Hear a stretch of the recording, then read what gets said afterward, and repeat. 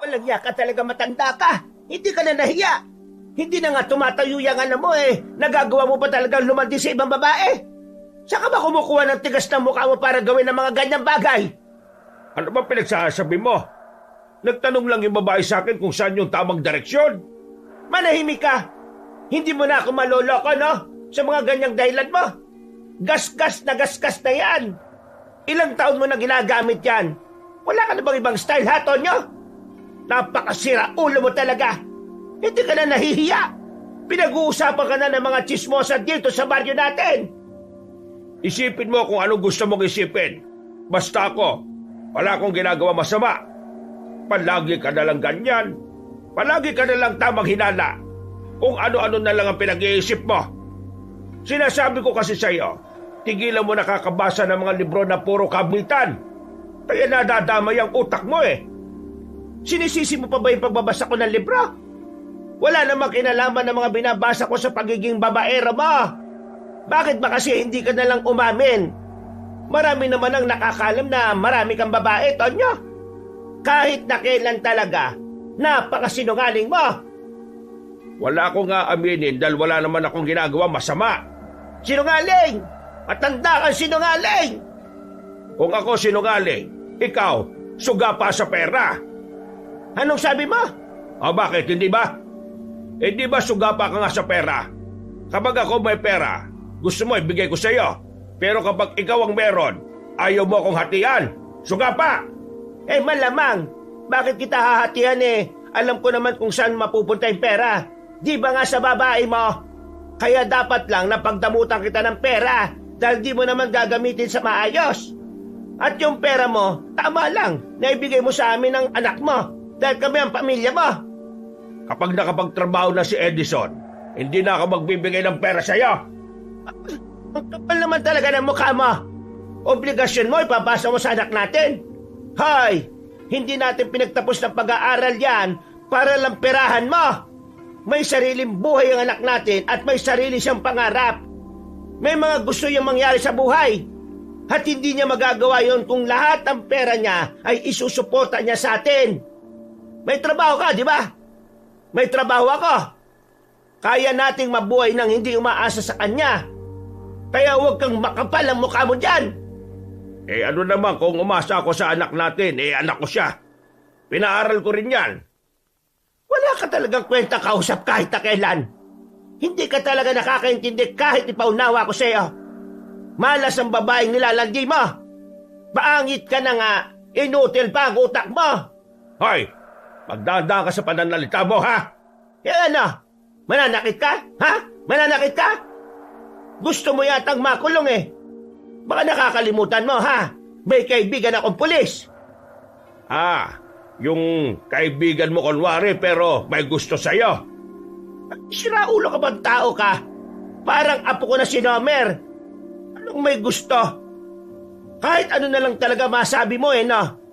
Palibhasa, gawain mo kasi. Siraulong matandang to. Kung makapagsabi na matanda, kala mo hindi siya matanda. At least ako, meron akong pinagkatandaan. Ikaw, tumanda ka na lang ng paurong.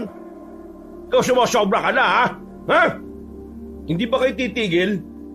Dinig na dinig kayo sa labas. Nakakaya kayong dalawa. Ano na naman ba kasi pinag-aawayan nyo? Kasi itong tatay mo, babaero.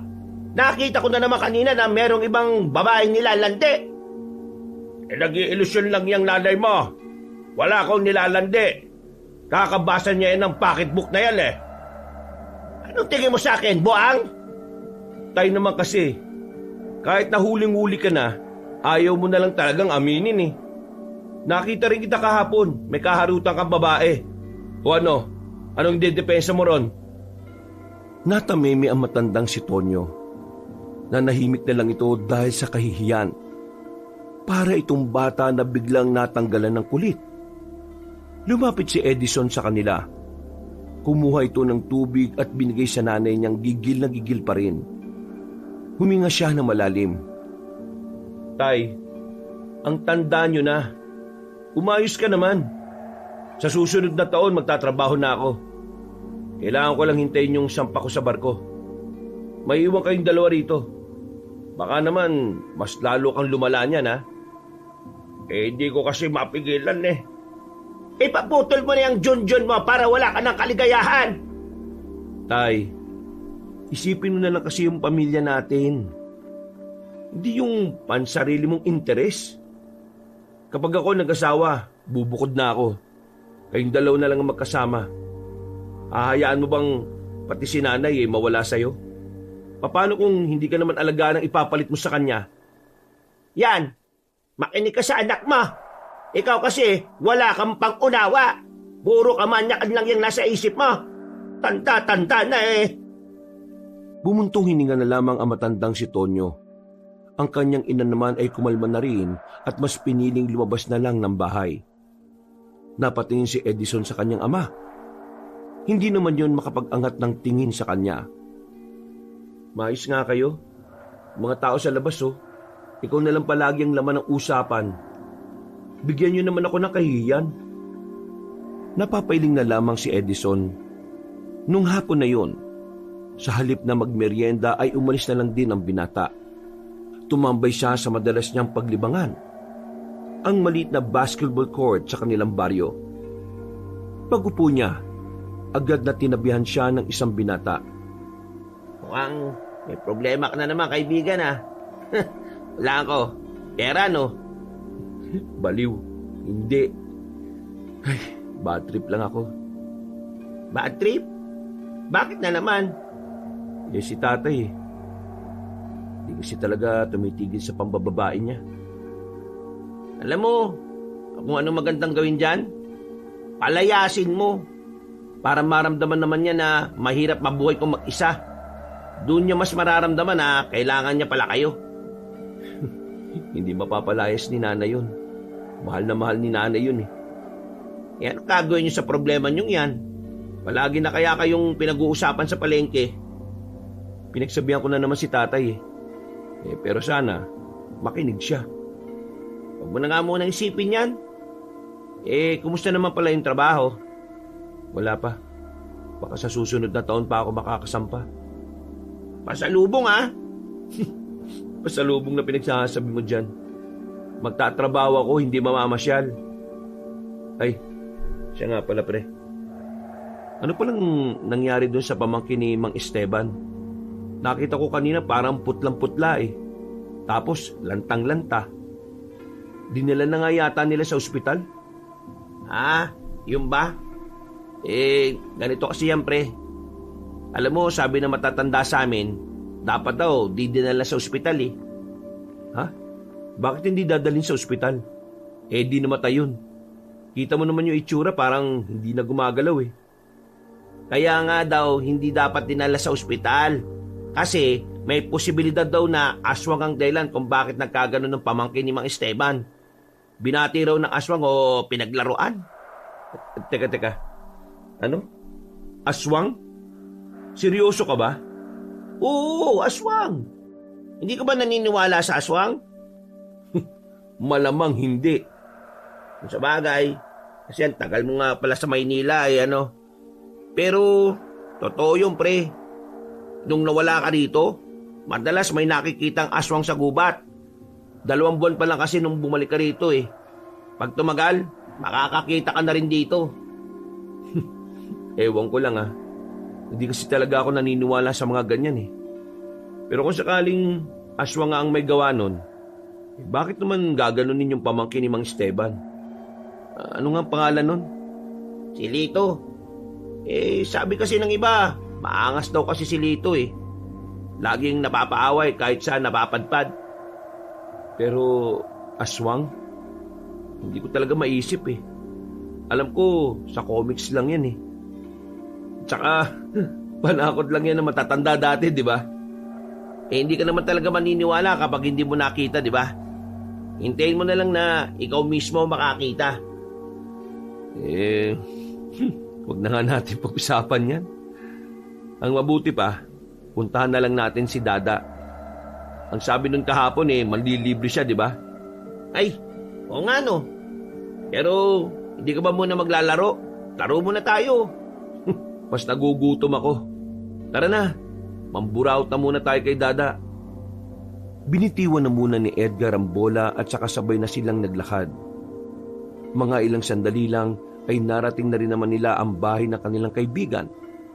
Madalas na mag-isa lang si Dada roon, kaya diretso pasok na sila sa bakuran. Nakita nila si Dada na nag-aayos ng bangko. Oh, ano na naman ba yan? Tamang ayos ka na naman kahit wala namang sira Iba tama pre O baliw, nasira to kanina. Pinampalo sa akin ni tatay. Ha? Seryoso? Oh, tingnan nyo. Pinakita ni Dada ang malaking pasa sa kanyang likuran. Sa isang iglap, nakaramdam sila ng awa para sa kaibigan nila. Agad nila itong nilapitan at tinabihan. Bumuntong hininga naman si Dada. Bakit pre? Ano ba kasing nangyari?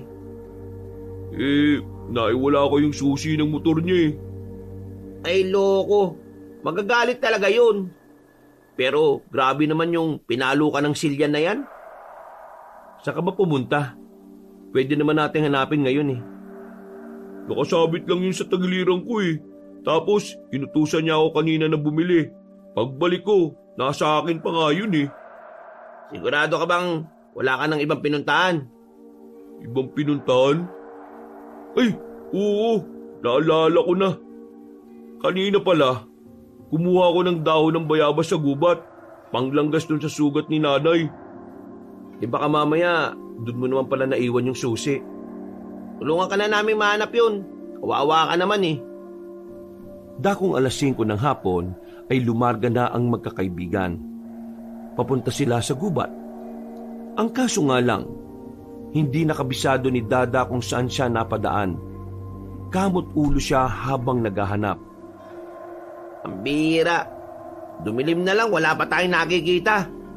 Sana pala hindi lang isang flashlight ang nadala natin. Da, ang laki ng gubat no? Di mo ba talaga matandaan kung saan ka dumaan? Parang sa pagkakatanda ko kasi doon yun galing na nga tayo doon pre. Pero wala naman doon. Baka naman kasi hindi dito sa gubat na wala. Hindi, dito talaga yun. Nung umuwi ako galing dito, wala na yung susi Ay nako, aabutin tayo ng siyam-siyam dito.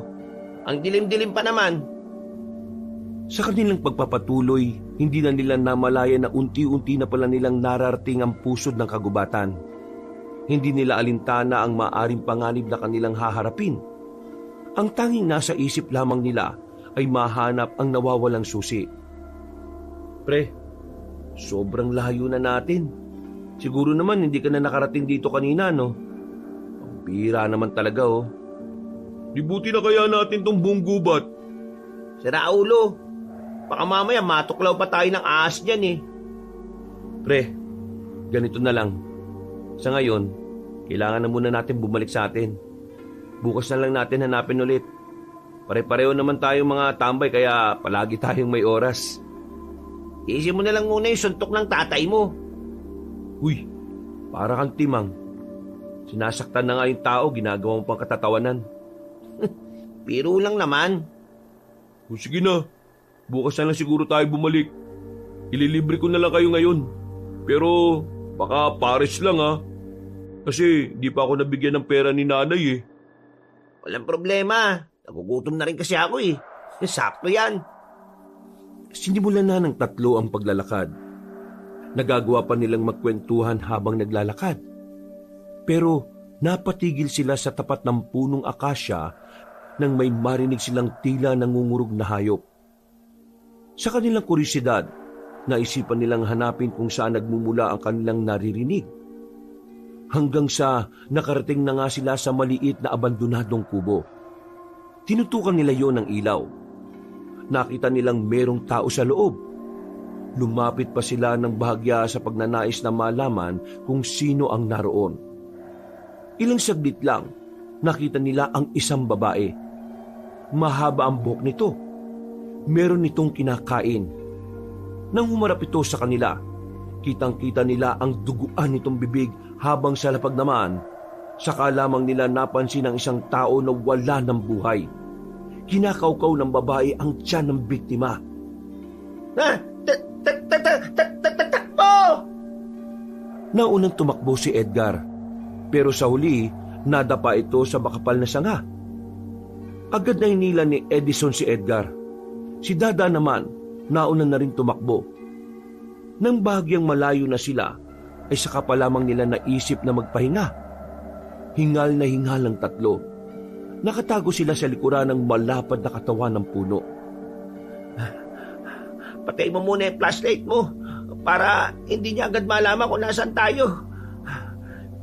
Ang dilim-dilim sa daan eh. Ang kulit mo. Mamaya na natin gagamitin niya kapag aalis na tayo. Magpahinga muna tayo rito. Sumunod na lamang si Dada sa sinabi ni Edgar. Ilang segundo pa lang pagpatay ni Dada ng flashlight, naramdaman na kagad nila ang presensya ng babaeng aswang. Hindi sila gumalaw para hindi makalikha ng ingay. Maya-maya lang, naririnig na nilang palakas na ng palakas ang yabag ng paa ng aswang. Nang nasa harapan na yun ang puno, biglang kumalamang sikmura ni Edgar. Dahil sa sobrang tahimik na kagubatan, dinig na dinig ang pagkalam ng kanyang sikmura. Dahil doon, ay nalaman ng babaeng aswang ang pinagtataguan nila. Agad na lumapit ang mga yon sa kanila. Tulong! Uy! Nahawakan ako! Uy! Sira ulo! Hinihila ng aswang ang paa ng binata. Buti na lang ay binalikan siya kaagad ng dalawa. Nakipaghilahan sila sa aswang kahit na takot sila sa itsura nito. Hoy, aswang! Kaibigan namin to! Umalap ka ng ibang kaibigan mo! Lakasan pa natin! Kakailan nyo, magiging mana ng galang katawan ko eh! Umangil-angil lang ang aswang sa kanila. Kahit na babae yon, ramdam nila na hindi normal ang lakas nito. Kaya naman, mas lalo pa nilang binuo sa mga natitira nilang enerhiya. Hindi nagtagal, nabawi nila ang kaibigan nila. Pero nanatili lang sa harapan nila ang aswang na yon. Ano ba kailangan mo sa amin? Galit ka ba kasi na-istorbo ka namin, ha? Walang niyang buhay talaga to. Totoo pala tong ganito. Edgar, sige na. Sumama ka na sa kanya. Magsakripisyo ka na. Tarantado! Ginawa mo pa akong alay, ah. Aswang, pwede bang iba na lang ang kainin mo? O kung pwede lang, wag na lang kami. Kakakain mo lang, di ba? Hindi ka ba nabubusog? Hindi nagsalita ang babaeng aswang, pero si Dada meron siyang naisip na ibang paraan. Bigla nitong binuksan ng flashlight at itinutok sa mukha ng aswang. Nang masilaw yon, ay hindi na nagdalawang isip si Dada. Sinuntok niya sa mukha ang babae kaya agad yung natumba. Takbo na! Kumaripas agad sila ng takbo habang ang babaeng aswang naman ay namimilipit pa sa sakit na mukha. Pero nang makalayo na sila, narinig nilang sumigaw ang babae. Nakakatakot ang sigaw na yon. Ramdam na ramdam nila ang puot at galit nito sa kanila. Bilisan nyo! Malapit na tayo makalabas ng gubat na to! Dali! Teka lang! Sinelas ko na pigtal! Iwan mo na yan! 300 pesos to, baliw ka ba? Mas malak kabaong, pre! Hinila na ni Edgar si Dada at kalaunan nga lang din ay narating na nila ang kalsada. Nabawasan kahit na papano ang kanilang takot dahil may mga dumadaan pang sasakyan. Hingal na hingal sila habang nasa gilid sila ng kalsada. Lintik, munti ka na tayo ron, ha? Oh, di ba, Edison? Sinabi ko na sa iyo na totoo mga aswang. Oh, naniniwala na ako. Ang tanong dito, bakit sila lumitaw ngayon? Di ba ang sabi na matatanda, matagal na silang wala sa probinsyang to? Saka na natin pag-usapan yan. Kailangan natin makalis kagad dito dahil baka kung ano mangyari sa atin dito. Wala silang sinayang na pagkakataon. Agad na rin nilang nilisan ng lugar na yon. Pagod na pagod sila nang makarating na sila sa baryo nila. Napaupo na lamang silang tatlo sa harapan ng bahay nila Dada. Mabuti na lang, wala si tatay. Pasensya na kayo ha, di ko na yata kayo malilibre ng Paris. Sarado na yun ngayon. Okay lang, ang mahalaga naman ngayon nasa ligtas na kalagayan na tayo. Buti hindi nakakuha nun si Edgar. Kundi, isang kwento na lang siya ngayon. Anong gagawin natin? Papaalam ba natin to sa barangay? Maniwala kaya sila sa atin? Di ba nung nakaraan yung tungkol sa pamangkin ni Mang Esteban, hindi rin naman sila pinakinggan kasi hindi naniniwala ang mga taga-barangay na may aswang. Ay, nako, tingin ko, wag na muna natin ipaalam sa iba kung ano man ang nakita natin. Magmumukha lang tayong siraulo Baka isipin pa ng mga taga-barangay nananakot lang tayo para wala na namang lumabas ng gabi. Tama si Edison.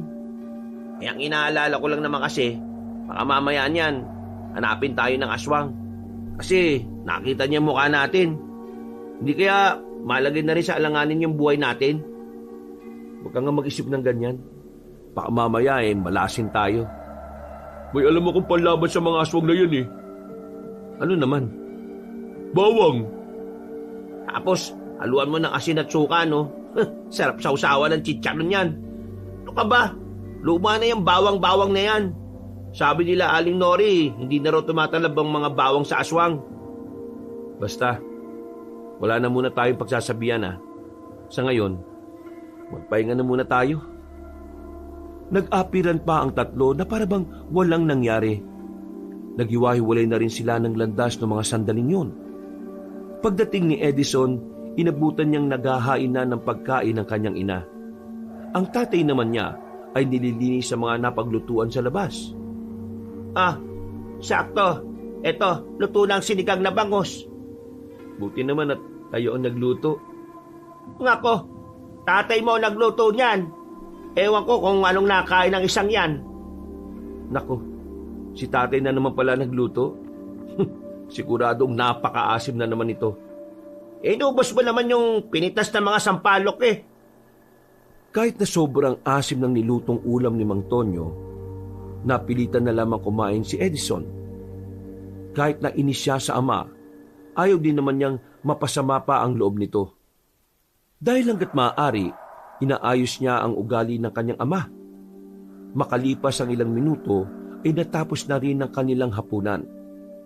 Himulang hindi nagsagutan sa pagkainan ng mag-asawang Tonyo at Eva. Sige nanay, ako nang bahala rito. Magpahinga na ho kayo. Sigurado ka ba? Opo naman. Wala pa naman akong ginagawa sa buhay kaya lahat ng gawaing bahay, pwede ko namang gawin. Pero huwag ka masyadong mabagabag anak ha. Hindi kita minamadaling kumita ng pera. Hanggat maaari, gusto ko munang ma-enjoy mo yung buhay ng isang binata na wala pang iniisip na responsibilidad. Para bago mo man lang pasukin ang realidad naranasan mo makapag-relax at makapagpahinga. Maraming salamat, Nay Nay, bakit pala bait-bait niyo sa akin? Nung nag-aaral ako sa Maynila, lagi kayong galit kapag nag-uusap tayo sa tawag. Akala ko tuloy nun, ayaw niyo na ako makausap Ano ka ba naman? Sinasadya ko lang yung para hindi ka na magtanong kung kumusta na kami. Ayaw ko kasing malaman mo na nahihirapan kami dito noon. Kasi ayaw ko masira ang focus mo sa pag-aaral. Maraming salamat talaga, Nay. Di bale, makakabawi rin ako sa inyo balang araw. Bumawi ka sa sarili mo para sa ilang taon mong pag-aaral. Tinapik siya sa balikat ng kanyang ina at saka naglakad na rin papasok ng kanilang bahay. Habang ang lalaking si Edison naman ay naiwan sa bakuran para maghugas ng kanilang pinagkainan. Napangiti na lamang ang binata. Natutuwa siya sa kabaitan ng kanyang ina. Sa sobrang bait ng kanyang nanay, ay mas lalong hindi niya maintindihan kung papaanong nagagawang magloko ng kanyang ama. Ay naku, Diyos ko. Nakakainis talaga kapag naalala ko yung kalokohan ni tatay. Ay, nakapaghugas na nga lang. Mabilis na hinugasan ng binata ang mga pinggan. Pagkatapos ng ginawa niya, ay naligo siya sa pusuhan na nasa gilid lang din naman ng kanilang bahay. Habang naliligo, merong dalawang tsismosa na napadaan sa kanilang bahay. Narinig niya ang sinabi ng mga yun na meron na namang kinausap na ibang babae si Mang Tonyo. Kaya kahit basang-basa, naglakad ang binata patungo sa kinaroroonan ng kanyang ama. Inabutan niya yung nakakbay sa isang babae. mas batang babae na parang wala pang 30. Maganda at maputi. Aminado si Edison na kapansin-pansin talaga ang itsura nito. Tay, anong ibig sabihin na naman ito? Gulat na gulat ang kanyang ama. Napabitaw agad ito at saka umalis sa kinauupuan. Nagtinginan din naman ang lahat ng nasa bilyaran. Pero walang pakialam si Edison. Masyado na siyang nababana sa kanyang ama. Anak, dito tayo mag-usap. Oh, ano na naman ang idadahilan nyo? Tropa mo lang yun. O baka sabihin mo sa akin na ayos lang akbayan nyo kasi may lawit. Loko ka. Hindi yung bakla. Yun nga ang punto eh. Nang bababae ka na naman. Akala ko ba nagkaintindihan na tayo na pipilitin mong baguhin yung ganitong ugali mo? Ano na naman ba to? Kung hindi ko pa maririnig sa iba, hindi ko rin talaga malalaman Kasi mahirap talaga eh. O anong gagawin natin ngayon? Malalayasin nyo na ba ako? Malaki naman ang ambag ko sa bahay Nasa katinoan pa ba ang utak mo, Tay? Kailan ka ba pinalayas ni nanay kahit na tinatarantado mo siya? Kung balik na rin kaya natin ng sitwasyon, ikaw ngayon ang lokohin ni nanay, ano mararamdaman mo? Hindi nakapagsalita ang matandang lalaki. Kagaya ng dati kapag wala na itong masabi, yumuyuko na lamang ito. O di ba? Di ka rin makapagsalita? Alam mo, Tay, ang hirap mo nang intindihin eh. Sobrang hirap mo nang pakisamahan. Anak, Huwag mo ako matawag-tawag na anak hanggat hindi mo inaayos tong problemang to. Sabihin mo to kay nanay Kung hindi, ako magsasabi nito sa kanya. Bago umalis ang binatang si Edison, sinulyapan niya pa ang babae na nakaupo sa bilyaran. Nakita niyang nakangiti rin yun sa kanya. Sa pagkakaalam niya, ibang babae na naman ito. Hindi ito pamilyar sa kanya. Sa isip-isip ng binata, baka yun na ang kabit ng kanyang ama na naririnig niya sa kwento ng mga tsismosa. Kinaumagahan, nagising ang binatang si Edison dahil sa mga ingay na naririnig niya. Kaya naman, wala siyang ibang magawa kundi ang bumangon. Pagtingin niya sa orasan, 9:00 na rin ng umaga. Mabuti naman at nagising ka na. Magpapasama sana ako sa iyo kung wala ka lang namang gagawin ngayong araw Wala naman, Nay. Pero saan ba tayo pupunta? Kukunin ko lang yung 3 bote ng honey na binili ko sa kaibigan ko. Sa kabilang baryo pa kasi yun Alam mo naman minsan, sumasakit ang paa ko kakalakad. Magpapabot ako sa iyo. Kaya mo ba ako? Ano ka ba naman, Nay? Pinibiro lang kita. Ikaw talaga O sige na, mag-almusal ka na at magbihis pagkatapos. Aalis ka agad tayo bago ang pananghalian para maaga tayo makabalik. Ikaw, anak, meron ka na bang natitipuan na babae? Po? Natitipuan? Wala Kilala mo naman ako, Nay. Mataas ang standards ko pagdating sa babae. Kapag kaya ka na nilang higitan, yun na ang hinahanap ko. Pampihira ka. Ako pa talagang ginawa mong halimbawa Siyempre naman, Nay. Ayaw ko naman maghanap ng babae na basta-basta lang Basta anak, sa oras na maisipan mo ng bumukod, ayos lang naman kami. Huwag mo kaming intindihin ng tatay mo. Ito naman si nanay, kung magsalita parang hindi na kami magkikita. Maaga lang ako nagsasabi. Alam mo naman na hindi naman natin hawak ang buhay. Sus, mamimiss mo lang ako Siya nga pala anak. Ikaw ba at ang kaibigan mo napapatpad sa gubat? Gubat? Hindi naman. Pero minsan nga lang pala. Bakit yun naman naitanong, Nay? Si Kumaring Gemma kasi may kinwento sa akin. Yung pinsan kasi ng asawa niya ay pinatay ng aswang. Nang marinig ni Edison ang salitang iyon mula sa kanyang ina, agad niyang naalala ang aswang na nakita nila sa kagubatan. Biglang nagtindigan ang kanyang balahibo. Hindi na niya mapigilan na kanyang sarili na hindi kabahan. Bumuntong hininga si Edison at napansin naman yun ng kanyang ina. May problema ba? Wala naman, Nay. May naalala lang ako pero wala naman yun. Tungkol naman po sa aswang na sinasabi ni Aling Gemma, nahuli na po ba yung aswang? Hindi. Mahirap naman daw kasi hulihin ng mga aswang eh. At saka wala namang huhuli doon. Halos lahat ng tao sa kanila mga takot sa aswang. Ay nako. Dapat kasi talaga kung may aswang, ang mga tao hindi duwag. Mas lalo kasing tumatapang ang mga aswang na yan kapag ang mga tao hindi nagpapakita ng tapang. Ganun po pala yun? Nang makaramdam na ng init ang mag-ina, ay pansamantala na muna silang nagpahinga sa dilim ng puno. Nilabas na ni Aling Eva ang kanyang pamaypay. Habang nasa gilid sila ng daan, isang matandang lalaki ang nakita nilang naglalakad. Meron itong bitbit na tungkod na kasing tangkad din ito.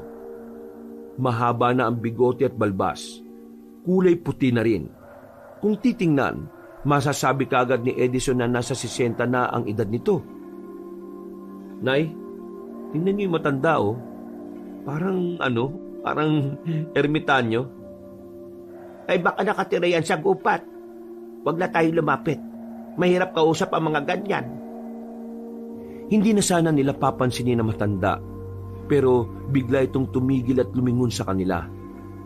Isang makahulugang ngiti ang pinakita nito, pero mas lalo silang nakaramdam ng pagkailang nang makita nilang papalapit na ang matandang lalaki sa kanila. Wala na silang nagawa nang kausapin sila nito. Magandang tanghali sa inyo. Maaari ko bang malaman kung saan ang inyong tunga? Nay, bakit ang lalim niya magsalita? Aba, ewan ko. Sila yata nagugula kayo sa aking biglang paglitaw. Kung gayon, sasabihin ko na lang ang nais kong sabihin sa inyong mag-ina. Lalong-lalo na sa iyo, Eva. Ay, teka. Paano mo naman ako nakilala? Ang aking pagkakakilanlan ay hindi na mahalaga. Dahil ang mahalaga sa mga sandaling ito ay ang kaligtasan niyong dalawa. Nais ko lamang iparating na wala kayong kasalanan sa kung ano man ang ginawa ng matandang lalaki na yon. Ngunit nais ko kayong paalalahanan na hanggat maaari, ibalik niya ang kanyang kinuha. Sandali lang ho. Sino ho ba ang tinutukoy ninyo? Pinaibig niya ang isang prinsesa at kinuha niyang itim na bato dahil ang kanyang akala ay maaari itong ipambili. Ngunit ang itim na bato na iyon ay sadyang makapangyarihan. Kung hindi niya ibabalik ang kanyang ninakaw, maaari niya itong ikapahamak. Mawalang galang na po Pero hindi po namin alam ang sinasabi ninyo Bukod sa inyo, kaibigan, alam kong alam nyo na rin na marami siyang nilalapitang binibini. At isa sa kanyang mga pinaibig ay ang prinsesa. Ang prinsesang natapos ang buhay nang dahil sa kanyang pansariling hangarin. Ibalik niya ang kanyang kinuha. Sino po ba kasi kayo? Isa akong manlalakbay na ang hangarin ay magbigay babala sa mga tao. Alam ko ang mga nangyayari. Nakikita ko ang kapahamakan. Medyo nakakaramdam na ng kilabot ang mag-ina ng mga sandaling yon. Kaya naman naisipan na nilang umalis doon. Naglakad agad sila at hindi na kinausap pa ang matanda. Habang papalayo sila, nakita nilang nakatingin pa rin ang misteryosong matanda sa kanila. Pambirang taong yun. Ano ba pinagsasabi niya, Nay? Umuwi na muna tayo ngayon. Nay, ang layo na ng nilakad natin. Kailangan ko makausap ang tatay mo. Malakas ang kutob ko na siya ang tinutukoy na matandang yon. Mararamdaman ang galit sa tinig ng matandang babae. Wala nang nagawa ang binatang si Edison nang makasakay na ang kanyang ina. Na kung tutuusin ay pwedeng-pwede naman nilang lakarin pabalik. Pero dahil atat na atat ng awayin ni Aling Eva ang kanyang asawa, wala na itong sinayang na oras. Nasaan na yung hanibe? Umamin ka sa akin, Tonyo. Umamin na alin? Kunwari ka pa. Aminin mo lang ang ginawa mo kasalanan. Napatingin na matandang si Tonyo kay Edison. Tila ang pagkakaunawa ng matandang lalaki ay ang tungkol sa babaeng kaakbay nito. Pero iba naman ang tinutukoy ni Aling Eva. Umamin ka na kasi. Aamin ka ba o tatagayin kita ng itak? Oo na, aamin na ako. Kahapon, meron akong kasamang babae sa bilyaran. Kaakbay ko siya. Ha? Yung babaeng yon, siya yung lehitimong kabit ko. Tila gumuho na ang mundo ni Aling Eva nang marinig yon. Kaya naiba na ang usapan ng mga sandaling yon. Sa halip na malaman nila kung sinong prinsesa ang niloko ni Mang Tonyo, natuon ang kanilang atensyon sa kabit na matandang lalaki. Siya yung babaeng pinag-uusapan nung nakaraang buwan pa. Eh di totoo nga yung hinala ko nung nakaraan. Oo, totoo nga. Totoo yon, Eva. Totoo yun pero sinasabi mo sa akin na hindi. Napakasinungaling mo talaga. Sinabi na nga sa inyo eh. Tapos sasabihin mo pang sinungaling. Kapag hindi naman umamin, ganun din. Eh nako, ang gulo mo. Napakawalang yamong tao ka. Aray ko, masakit yung kaldero na yan ha. Kulang pa ang kalderong yan. Ang dapat sa'yo, nilulumpo ka. Inalisan ka na sana ng pagkalalaki mo. Walang yakang matanda ka. Hindi na napigilan ni Aling Eva ang kanyang sarili. Kinuha na nito ang mahabang kutsilyo. Nang iaamba na nito ang kutsilyo kay Mang Tonyo ay agad-agad naman itong tumakbo palabas ng bahay. Napaupo na lamang din na matandang si Eva sa gilid at iyak ito ng iyak. Naninikip ang kanyang dibdib. Inasikaso naman ito ng binata. At ilang minuto lang naman ay naging kalmado na ang matandang babae. Palalayasin ko ang tatay mo. Wala na akong pakialam kung may inambag siya sa pamamahay na ito. Masyado na masakit ang puso at ulo ko sa kanya. Kung kailan kami tumanda, saka naman siya gumanyan. Eh kung yan po ang desisyon ninyo, hindi ko na yun tututulan. Inagalang ko ang nararamdaman nyo, Nay. Masensya ka na, Edison. Nakikita mo pa ang mga ganito.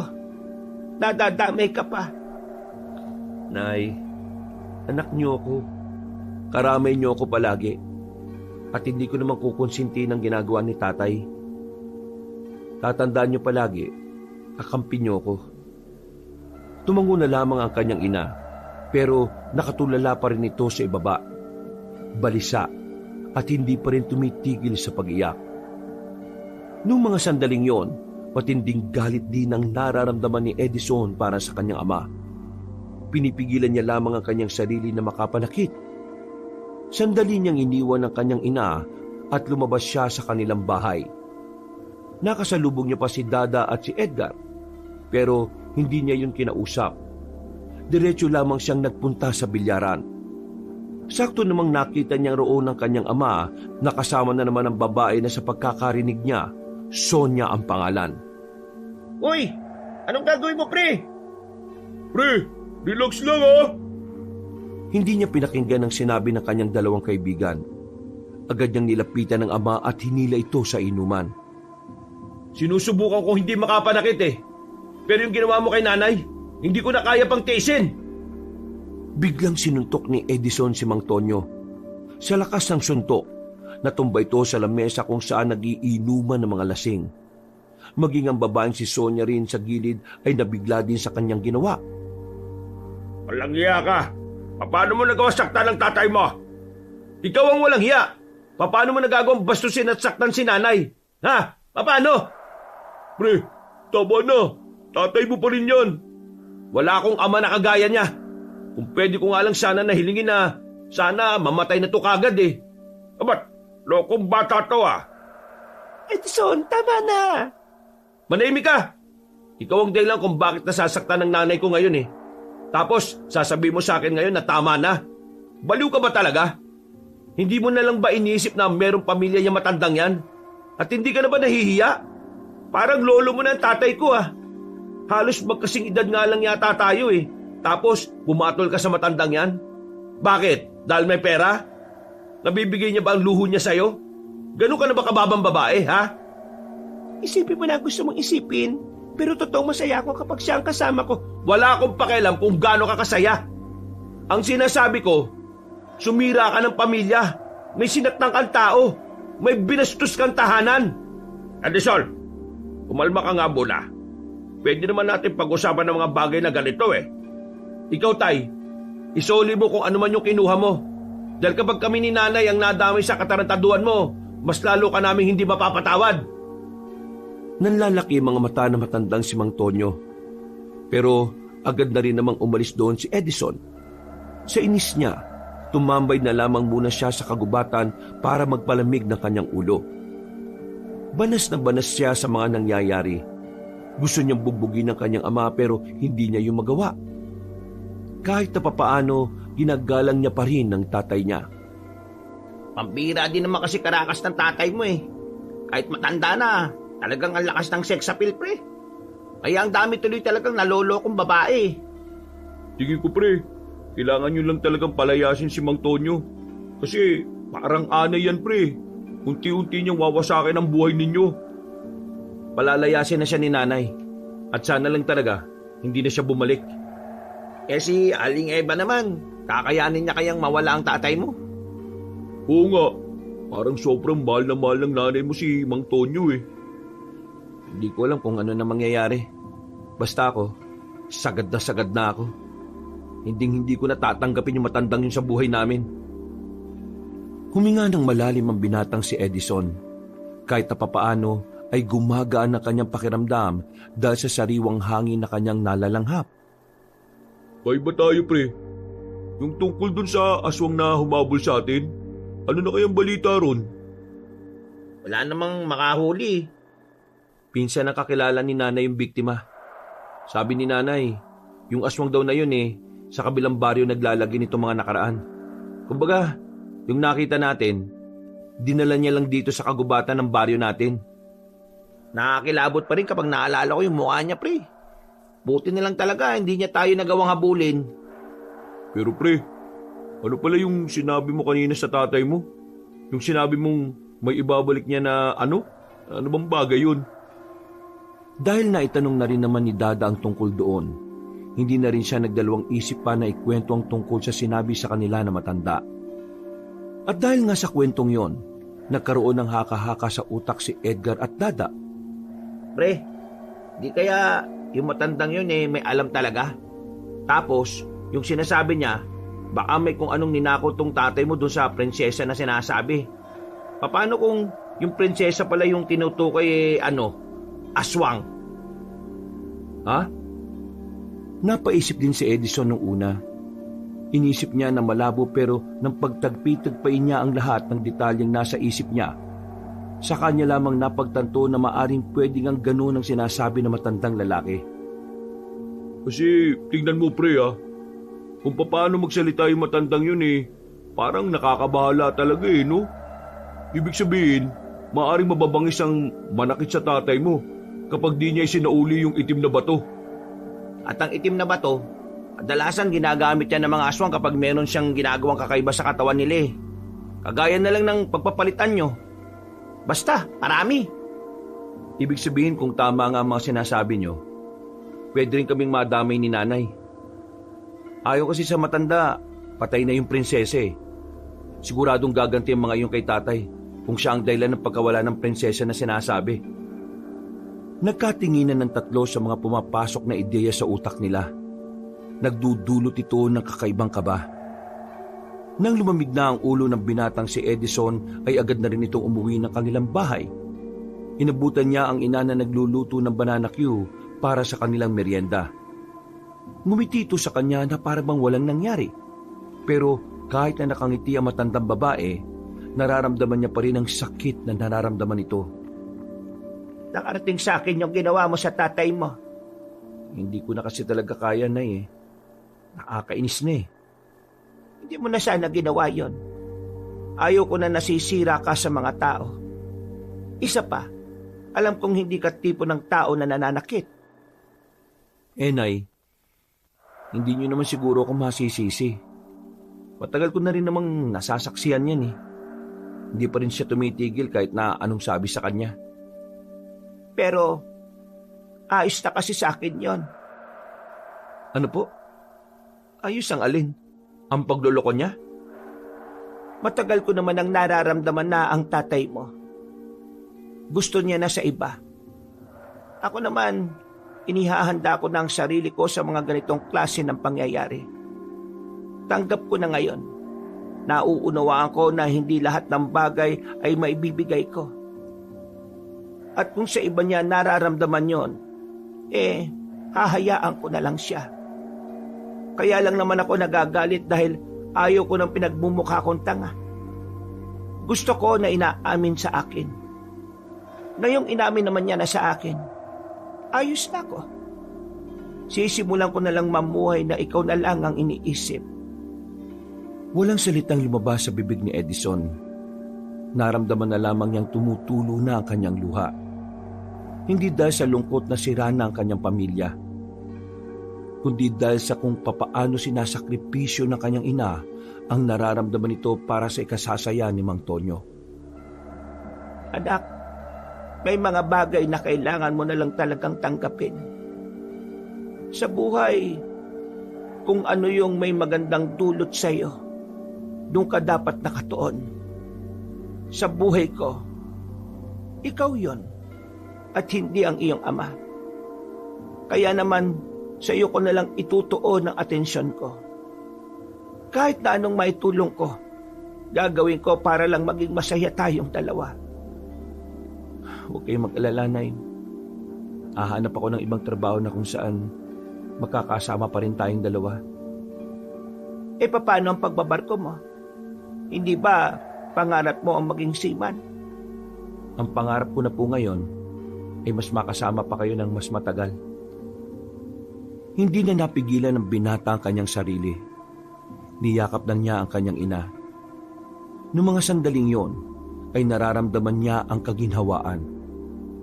Napagtanto niya na mas magiging magaan pala ang lahat kung matututo tayong tanggapin ang mga bagay na mahirap nang baguhin. Nung gabing yon, Sigurado ka bang ayos ka lang? Ayos lang naman pre kung iiyak ka sa amin. Hindi ka naman namin huhusgahan eh. Ang sabi nga nila, ang pag-iyak para ding pagtawa. Pinapakita mo lang kung ano ang tunay mong nararamdaman. ayos na ako. Maraming salamat sa concern niyo. Alam niyo, napagtanto ko lang din kasi minsan, kaya pala tayo nahihirapan dahil sa pag-asa na parang ilusyon na lang sa buhay natin. Pag-asa na ilusyon? Ano yun? Ang ibig kong sabihin, umaasa pa rin tayo sa isang sitwasyon na alam naman nating matagal nang wala. Yung dahil lang sa mga alaala, kaya akala natin may sasalba pa. Tinanggap ko na lang na hindi na talaga magbabago si tatay. Kaya heto, magaan na rin ang pakiramdam ko. Si nanay rin ganun rin. Tama nga sinasabi nila, no? The best way to feel better is to accept the truth. Tama ba yung English ko? Ewan ko sa'yo. Pwede naman kasing Tagalogin Siya nga pala, Dada. Nahanap na ba yung susi ng tatay mo?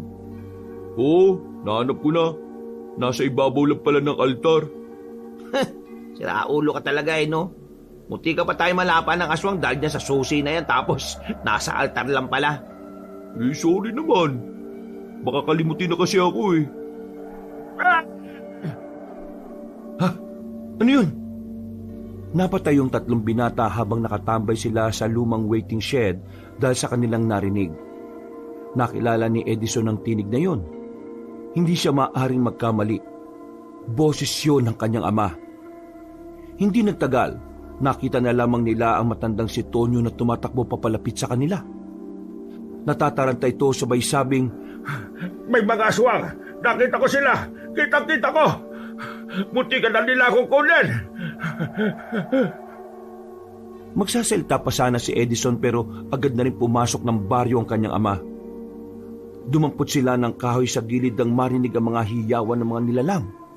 Pero hindi rin naman yun lumapit sa kanila. Papasok na sana sila sa loob ng baryo pero nakakasalubong naman nila ang kabit ni Mang Tonyo, si Sonia. Nagmamadali itong maglakad patungo palayo. Hoy! May mga aswang dyan! Gusto mo na bang malapa? Hindi lumingon sa kanila ang magandang babae.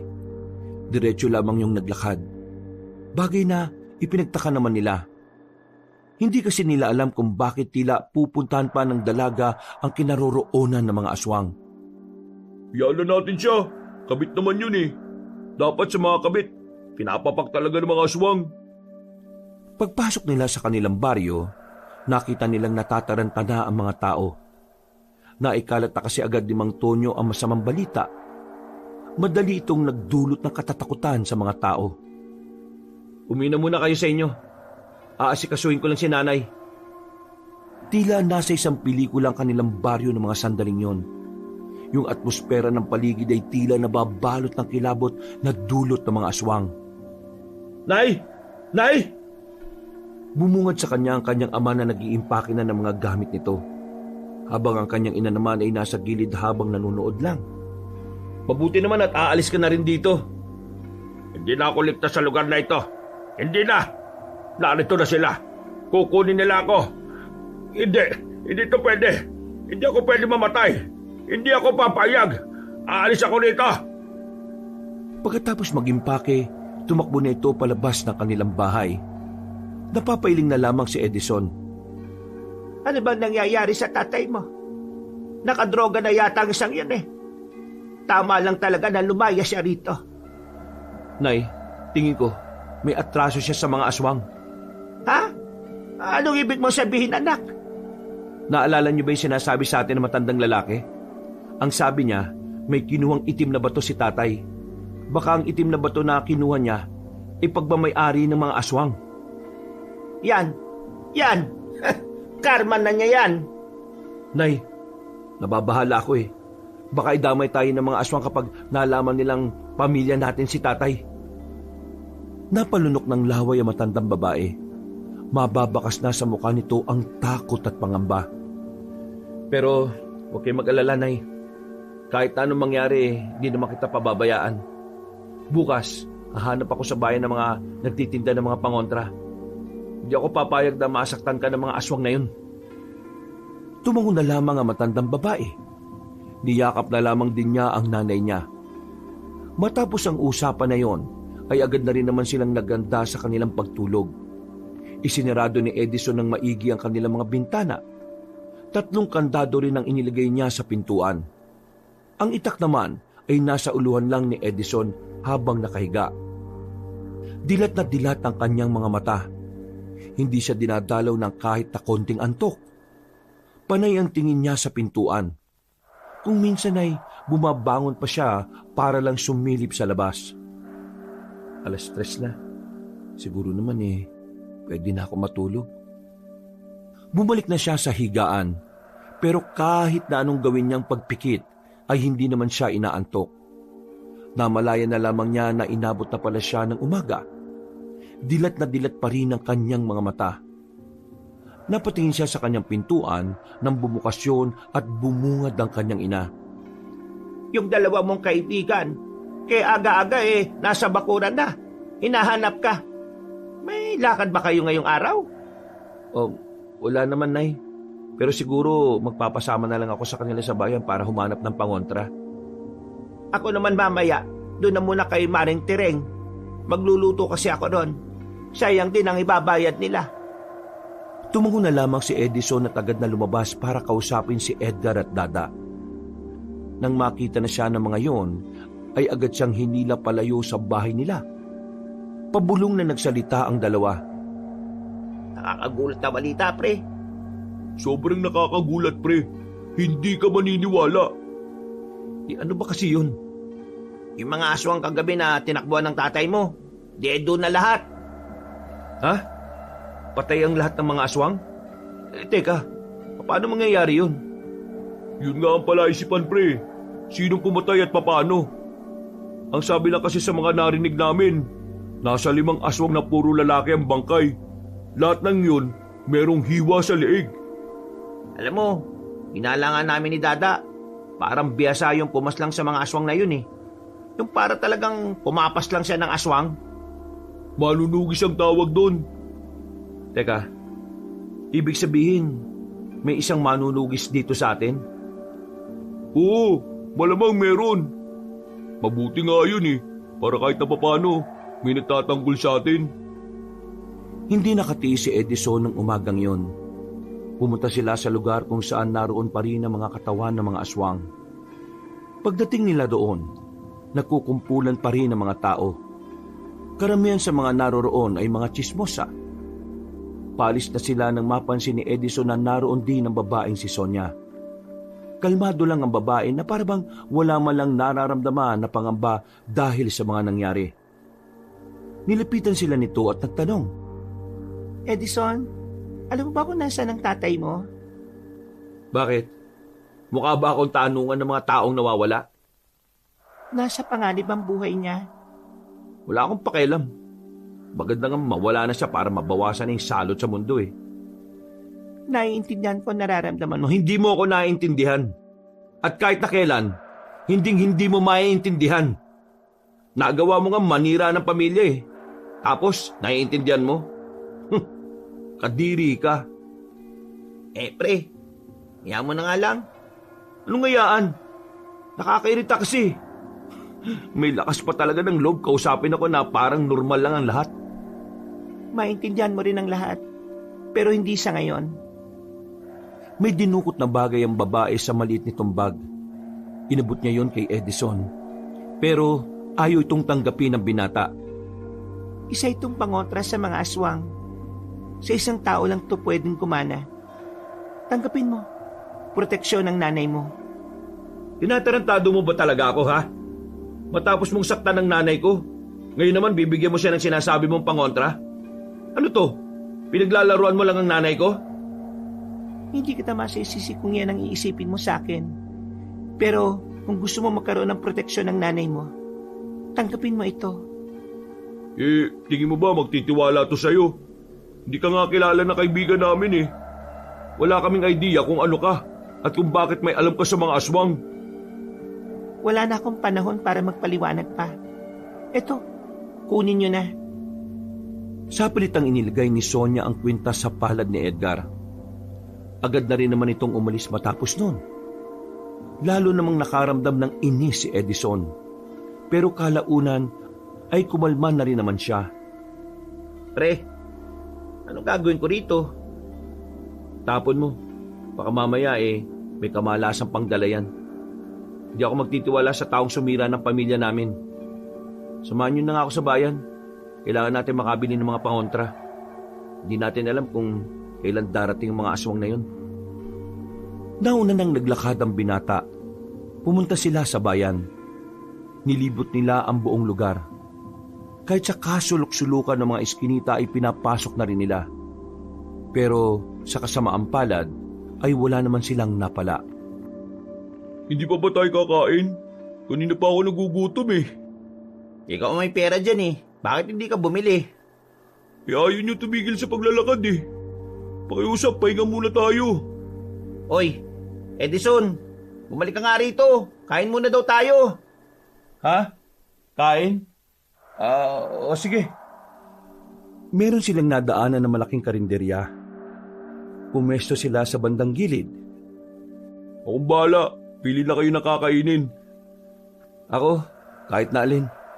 Paano yan? Wala tayong nahanap na pangontra. Anong gagawin natin? Kailangan ko lang ng mapagtatanungan kung saan makakakuha ng pangontra. Makakahanap din tayo niyan. Tiwala lang. Ilang minuto pa ay dumating na rin ang kanilang pagkain. Payapa silang kumain pero si Edison, nililibot niya ang tingin sa paligid. Dahil sa mga nangyayari, pakiramdam niya ay may mga aswang palagi sa paligid. Nakauwi naman sila ng payapa ng mga sandaling yon. Bigo sila sa kanilang lakad. Pero hindi pa rin napanghihinaan ng loob ang binatang si Edison. Kailangan niyang protektahan ng ina. At gagawin niya yon kahit na itaklang ang kanyang sandata. Kinagabihan. Hindi ba bumalik dito yung magaling kong ama? Hindi. At bakit mo naman naitanong? Akala ko ba ayaw mo na siyang narito? Nakausap ko yung Sonia, yung kabit ni tatay. Ang sabi niya, nasa panganib daw yung buhay ni tatay.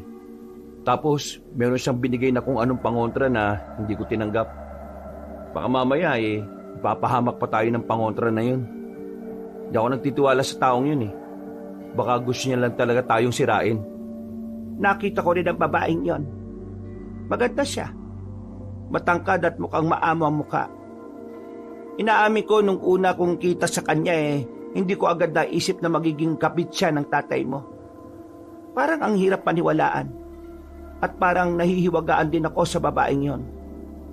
Parang meron siyang itinatago. Misteryoso ang katauhan niya para sa akin. Nay, huwag niyong sabihin na nakakalimutan niyo nang siya ang sumira sa pamilya natin. Hindi ko naman nakakalimutan. Pero mas hindi ko nakakalimutan na ang ama mo ang punot dulo ng lahat ng ito. Sige na, tapusin na lang natin itong kinakain natin. Bahala na ang ama mo kung saan man siya mapapadpad. Itinuon na lamang ni Edison ang kanyang atensyon sa kinakain niya. Napapailing na lamang siya. Hanggang sa mga sandaling yun kasi, mainit pa rin talaga ang ulo niya sa babaeng si Sonia. Kahit na kailan, hindi niya mapapatawad ang babaeng yun. Nakakainis. Hindi na naman ako makatulog. Magdadalawang araw na akong walang maayos na pahinga. Bumuntong hininga na lamang ang binatang si Edison. Babalik pa lang sana siya sa higaan nang marinig niyang may mga kumakaluskos sa labas ng kanilang bahay. Nagising din ang kanyang ina dahil sa mga tunog na yun. Sumilip ang binatang si Edison sa maliit na siwang sa bintana. Wala siyang nakikita sa labas. Pero malakas ang kutob niya na naroon lamang ang mga nilalang. Kaya naman hindi siya naging kampante. Nay, dadaan tayo sa silong. Aalis na muna tayo ngayong gabi. Hindi ba delikado kung lalabas tayo? Mas delikado kung nandito tayo. Dahil anumang oras pwede nila tayong pasukin. Wala na silang sinayang na oras. Binuksan na nila ang butas sa kanilang sahig kung saan kakasya ang isang tao. Daan yun patungo sa silong ng kanilang bahay. Nang masiguro ni Edison na wala ang aswang doon, dali-dali na niyang inalalayan ang kanyang ina. Sa puntong ito, nababasa na ni Edison ang mga nangyayari. Para sa kanya, hindi makuha ng mga aswang ang itim na bato, kaya gagamitin sila ng mga nilalang laban kay Mang Tonyo. Nay, kumapit ka lang sa akin Naroon sila sa harapan, kaya dito tayo sa gilid dadaan. Marahan silang naglakad. Madilim sa parting yon kaya nahirapan silang makaalis. Pero makalipas lang ang halos 5 minuto, tuluyan na silang nakalagpas sa masukal na daan. Nasa labas na sila. Nasa gilid ng kalsada. Nagmamadali silang nagtungo sa bahay nila Edgar. Manghihiram sila ng tricycle sa tatay nito.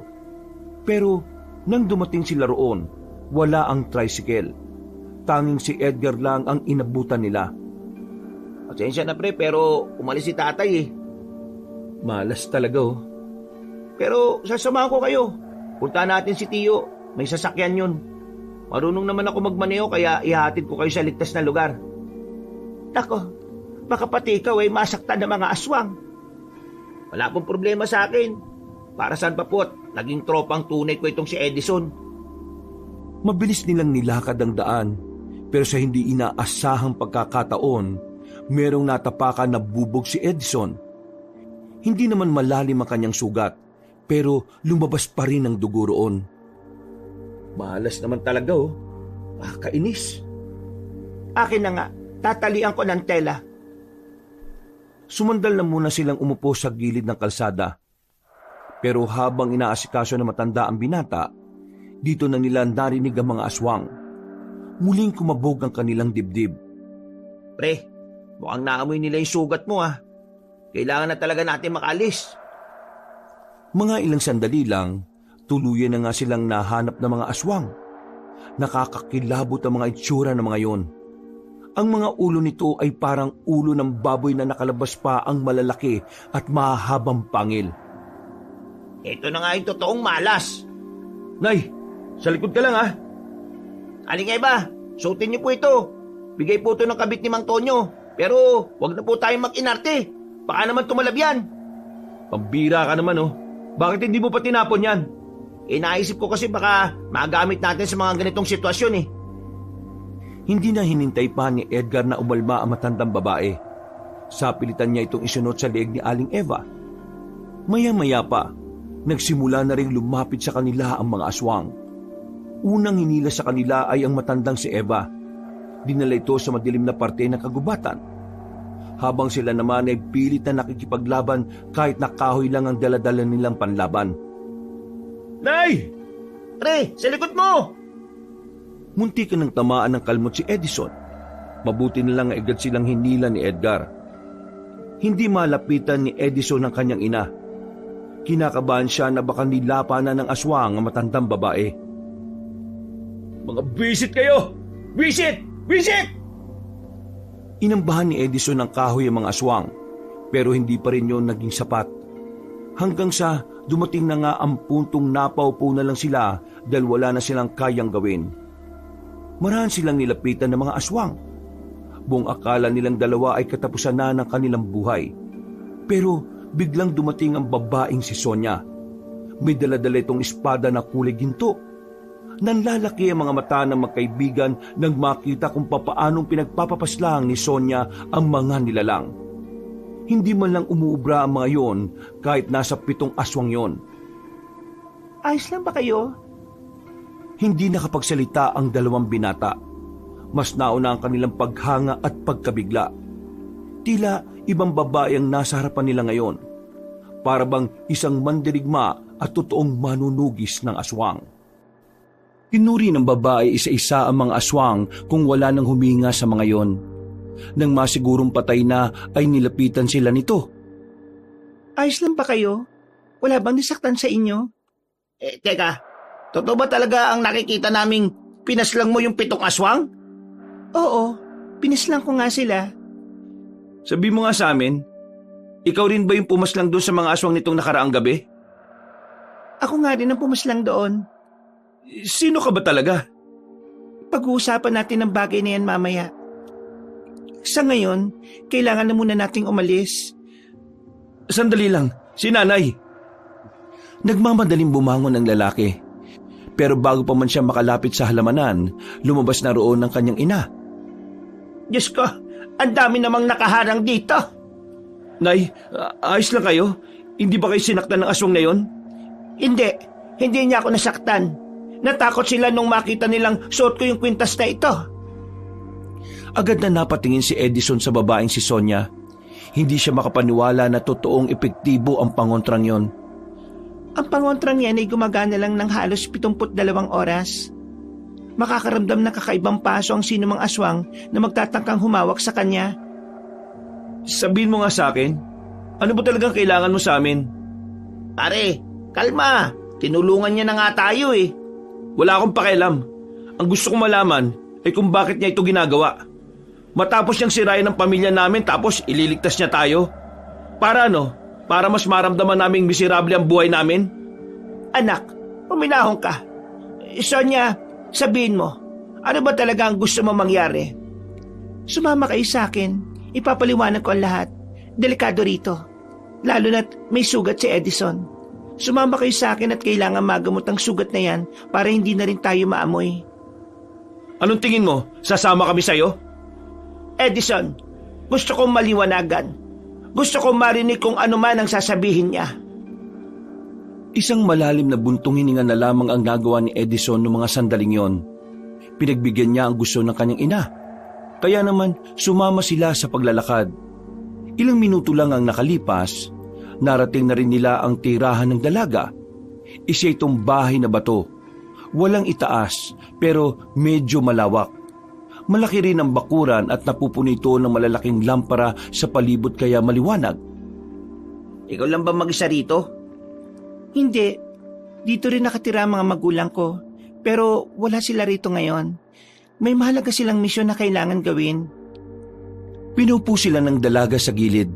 Hinandaan na muna sila nito ng maiinom.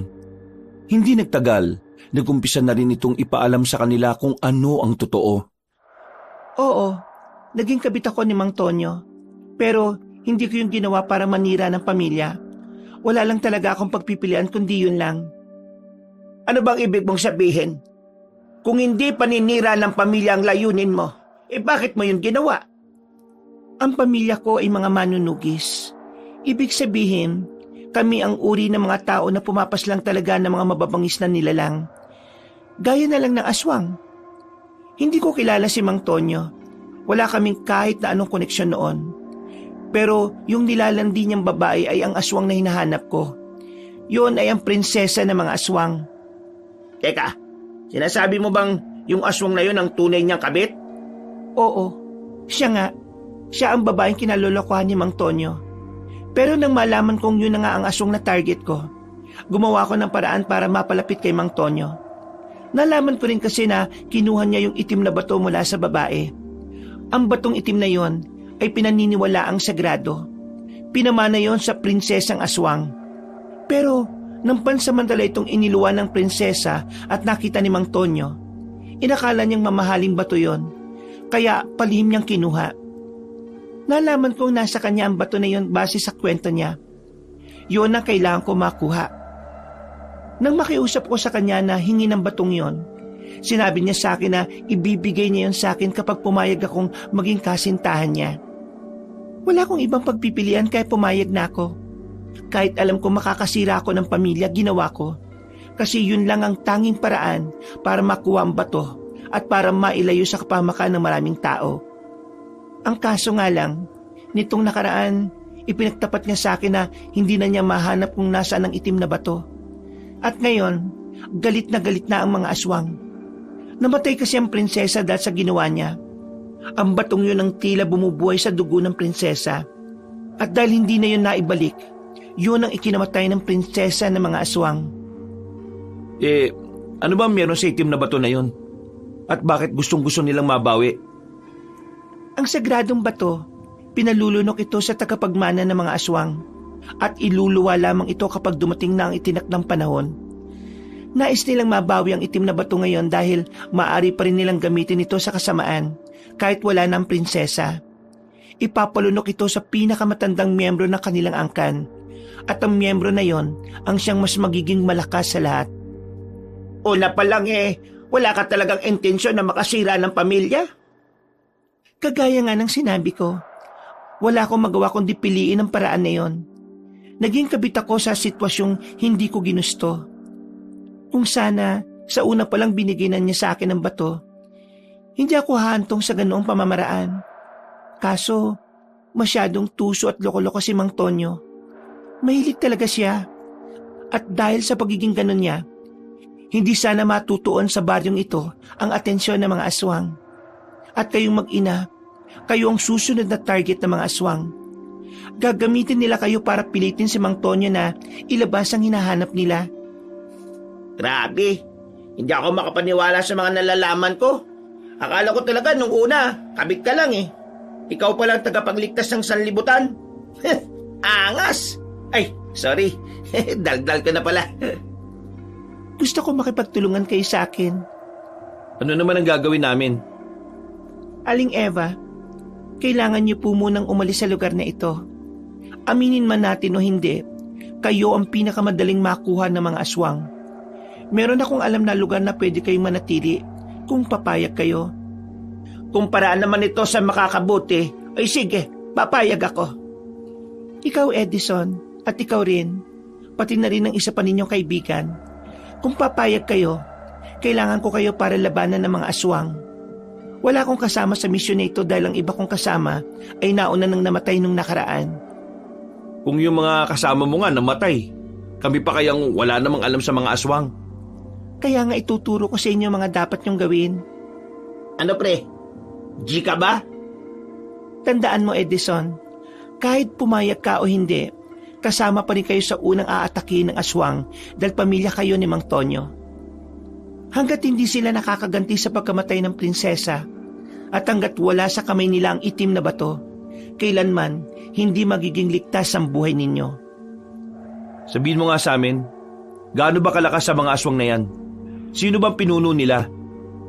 Ang pinuno nila, hindi rin pangkaraniwan, si Damaso, isang aswang na may 2 katauhan. 2 katauhan? Paano yun? May mga oras na isa siyang ermitanyo. Hindi mo aakalain na aswang siya. Pero ang totoo, isa siyang mabangis na aswang. Ayon sa pagkakaintindi ko, may parang demonyo sa loob ng katawan niya. At kapag nabubuhay yun sa katauhan niya, ay agad siyang nagiging aswang. Yung sinasabi mo bang ermitanyo yung may hawak na mahabang tungkod? Mahaba rin ang bigote at balbas? Tapos, malalim magsalita? Oo, siya nga. Paano niyo nalaman? Una na namin siyang nakausap. Binigyan niya nga kami ng babala Mabait ba talaga siya kapag ermitanyo siya? Mabuti siya kapag ermitanyo katauhan niya. Parang normal na tao na malalim ang pagkakaunawa sa mga bagay-bagay. Pero kapag nabubuhay ang dyablo sa kalooban niya, dito na siya nagiging aswang. Hindi niya kontrolado ang bagay na yon. Kaya nga, hindi siya tinuturing na pinuno ng mga aswang dahil hindi niya kontrolado ang sarili niya. Pero kung iisipin, siya ang pinakamabangis, kaya siya ang pinuno. E di, kapag nakausap natin yung matandang yun na ermitanyo ang katauhan, paslangin na kagad natin. Hindi natin magagawa yon. Kahit ermitanyo ang katauhan niya, kapag may nagtangka sa buhay niya, bigla-bigla na lang siyang nagiging aswang. Kumbaga, kapag nararamdaman ng dyablo sa katawan niya ang panganib, kusa siyang lumalabas para protektahan ang sarili niya. Tama. Kaya hindi natin pwedeng paslangin si Damaso sa ganun estado. Kailangan talaga natin siyang labanan kapag siya ay nasa estado ng pagiging aswang. Isang malalim na buntong hininga na lamang ang nagawa ni Edison. Sa puntong ito ay unti-unti na siyang naliliwanagan. Unti-unti na ring nawawala ang inis niya sa dalaga. Sa harapan ng salangan ay nakita niyang nag-uusap si Aling Eva at si Sonia. Humingi ng paumanhin si Aling Eva at ganoon din naman ang dalagang si Sonia. Matapos yun, siya naman ang lumapit. Sonia, gusto ko lang humingi ng paumanhin sa lahat ng mga nasabi ko. Hindi ko talaga alam kung ano ba talaga ang mga nangyayari. Naiintindihan ko naman. Wala naman akong sama ng loob. Nahiya pa nga ako kasi nasira ko ang pamilya ninyo. Si tatay ang tunay na sumira ng pamilya namin. Dahil hindi siya nagbabago At hindi rin naman ikaw ang tunay niyang kabit. Kundi yung sinasabi mong prinsesa ng mga aswang. Pero kahit na, naging dahilan pa rin ako ng gulo. Kaya naman sa laban na ito, susubukan kong gawin ang lahat ng makakaya ko para makabawi. Kung sakaling mapaslang nila si tatay ngayon, itutuloy pa rin ba nila yung paghahanap sa amin ni nanay? Brutal ang mga aswang. Hanggat buhay ang angkan ninyo, hindi sila titigil. Lahat ng kadugo ninyo, idadamay nila. Magsisimula yan sa inyo. Naramdaman na lamang ni Edison ang kilabot na mabilis na dumaloy sa kanyang buong sistema. Dahil dito, mas lalo siyang nagkaroon ng dahilan para magkaroon ng kaalaman sa pagpaslang sa mga aswang.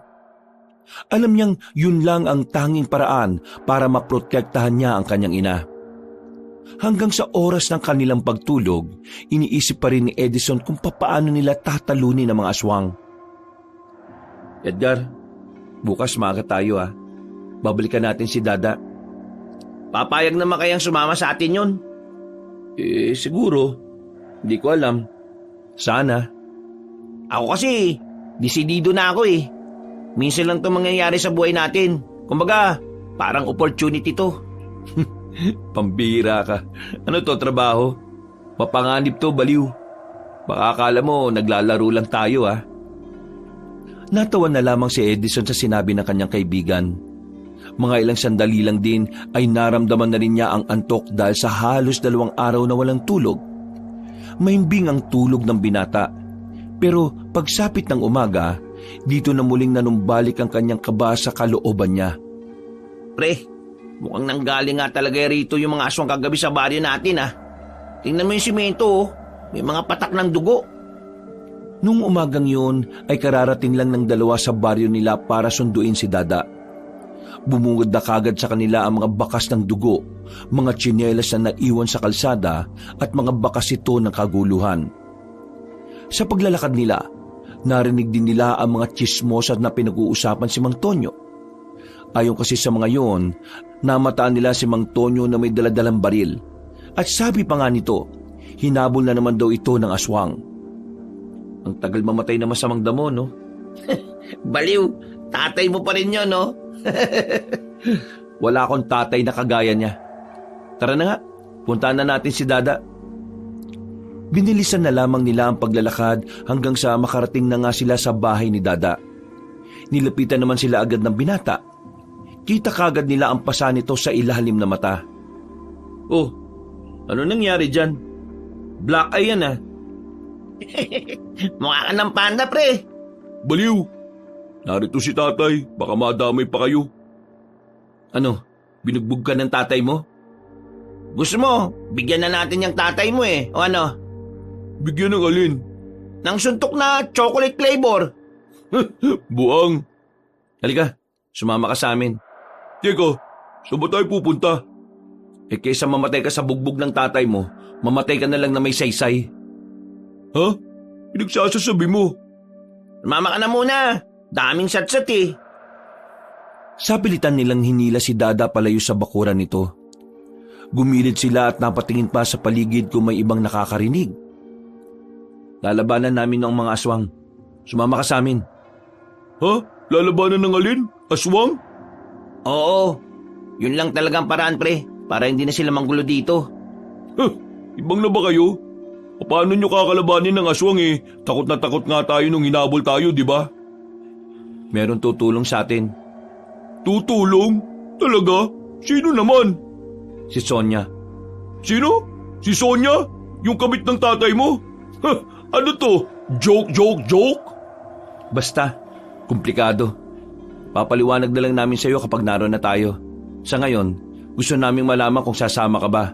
Kasi kung hindi, ayos lang naman sa amin. Kapag kami namatay, wala ka ng kaibigan. Mas maganda kung sasama ka sa amin para sabay-sabay tayong pumanaw. Uy, para kang si Raulo. Paano papayag yan kung ganyan yung mga sinasabi mo? Sige, sasama ako. Wow! Buti naman. Gusto ko patunayan sa tatay ko na hindi ako walang kwentang tao. Ipapamukha ko sa kanya na meron akong kayang gawin. Kapag nakita niya akong nagliligtas ng tao, baka maging proud na rin siya sa akin. Ano man ang dahilan mo, susuportahan ka namin dyan. Di ba, pre? Oo naman, oh. Yan lagi nanlilibre sa atin eh. Kaya proud tayo dyan. O tara na, balikan na natin sila Sonia. Naglakad na sila paalis. Palabas na sana sila ng baryo nang biglang lumitaw si Mang Tonyo mula sa likuran ng nakaparadang truck. Mukhang balisa ang matandang lalaki. Para itong sabog. Kung saan-saan tumitingin ang mga mata. Aligaga. Litaw na litaw ang epekto ng pangamba nito sa kamatayan. Nasaan ang nanay mo? Kailangan ko nanay mo. Ituro mo sa akin kung nasaan si Emma. Para ano? Para gamitin mo na naman si nanay at pagmukhaing tanga? Edison, anak, tulungan mo ako. Hinahabol ako ng mga aswang. Papatay nila ako. Eh, kasalanan mo yan eh. Kung bakit nangyayari yan sa'yo. Huwag mo na kami idamay, no? Ano kay damay? Damay-damay na tayo rito dahil pamilya tayo. Di ba ang pamilya nagdadamayan? Pamilya? Naisip mo ba yung salitang pamilya nung nakikipaglandian ka sa prinsesa ng mga aswang? Ha? Anong prinsesa ng mga aswang ang pinagsasabi mo? Hindi mo pala talaga alam na ang ninakawan mo ng itim na bato prinsesa ng mga nilalang na balak pumaslang sa'yo. Wala kang alam? Kasi ang alam mo lang maging makasarili. Wala akong pakialam kung ano pa siya. Papatay ko siya. Sige na, aalis na kami. Bahala ka na sa buhay mo. Hindi kayo pwedeng umalis. Dito ka lang. Bitiwan mo nga ako. Kaya ko kayong protektahan. May dala akong baril. Hindi nagdalawang isip ang matandang lalaki na ilabas ang baril nito. Sa puntong ito naman, nakaramdam ng kaba ang tatlong binata. Palagay kasi nila, nawawala na sa tamang pag-iisip si Mang Tonyo. Kaya delikado para dito na humawak ng baril. Huwag mo akong iiwan, Edison. Kasi pag iniwan mo ako... Itinutok ni Mang Tonyo ang baril sa anak. Nanlaki ang mga mata nito.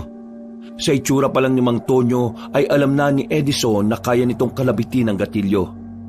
Kaya naman, para hindi siya mabaril ng kanyang ama, sinakyan na lamang niya ang gusto nito. Anong tulong ba gusto mo? Uy, hindi siya pwedeng sumama sa atin. Antonio, ibaba mo muna yung baril na yan para makapag-usap na maayos. Kailangan ko makita si Eva. Kailangan ko siya. Kapag kasama ko siya, pakiramdam ko, ligtas ako eh. Dalhin niyo ako kay Eva. Sige, dadaling ka namin kay nanay, pero sa isang kondisyon. Ano kondisyon? Ibigay mo sa akin ang baril na yan.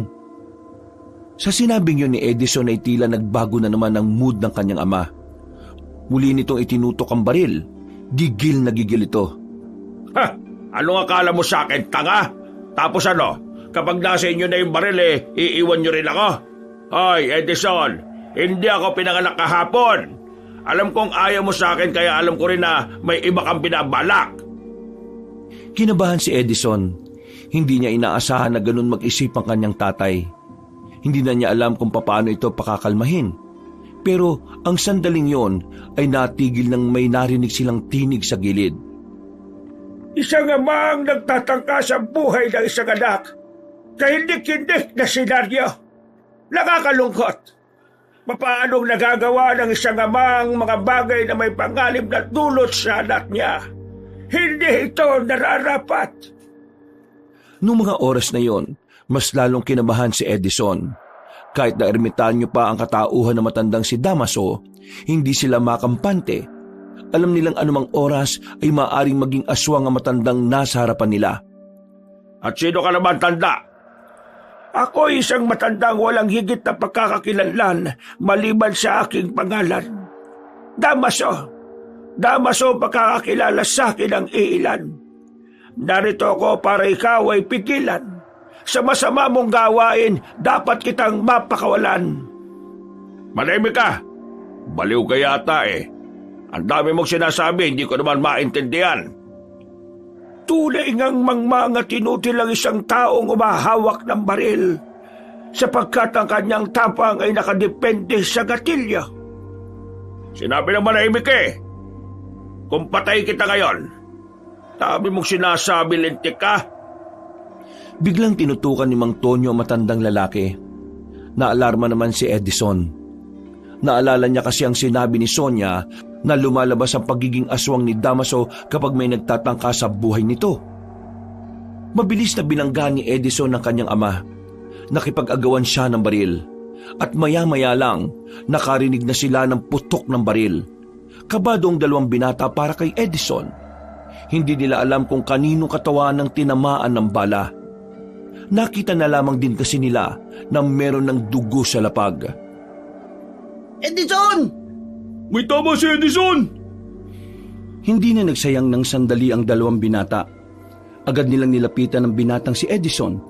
Pagtingin nila ay napagtanto nilang tinamaan ito sa braso. Napakawalang kwenta niyo talaga! Tingnan niyo ginawa niyo sa sarili niyo, anak ko! Wala akong kasalanan dyan! Tumakbo pali sa matandang si Tonyo na daladala ang baril. Habang si Edison naman ay inalalayan nilang makatayo.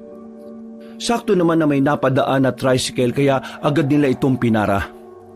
Bago sila umalis, nakita nila ang matandang si Damaso na nakatingin lamang sa kanila. Tila nagtataka kung ano ang nangyayari. Naitakbo naman nila sa ospital si Edison. Daplis lang naman ang tama. Kaya ilang oras lang din ay nakalabas na rin ang lalaki. Huwag niyo na lang siguro muna kayong maingay kay nanay na nangyari to. Ayaw ko mag-alala siya eh. Paano naman yung matandang aswang kanina? Ang ibig ko sabihin yung matandang si Damaso. Mabuti na nga lang at napigilan ko si tatay sa gusto niyang gawin. Kasi kung natuloy niya yon, biglang magpapalit ng anyo bilang aswang si Damaso. Kahit maliwanag, mapapatay niya tayo nang wala sa oras. Di mas maganda pala talaga kung hindi na siya naging aswang. Yun nga kung hindi biglang lilitaw ang katauhan niya bilang aswang.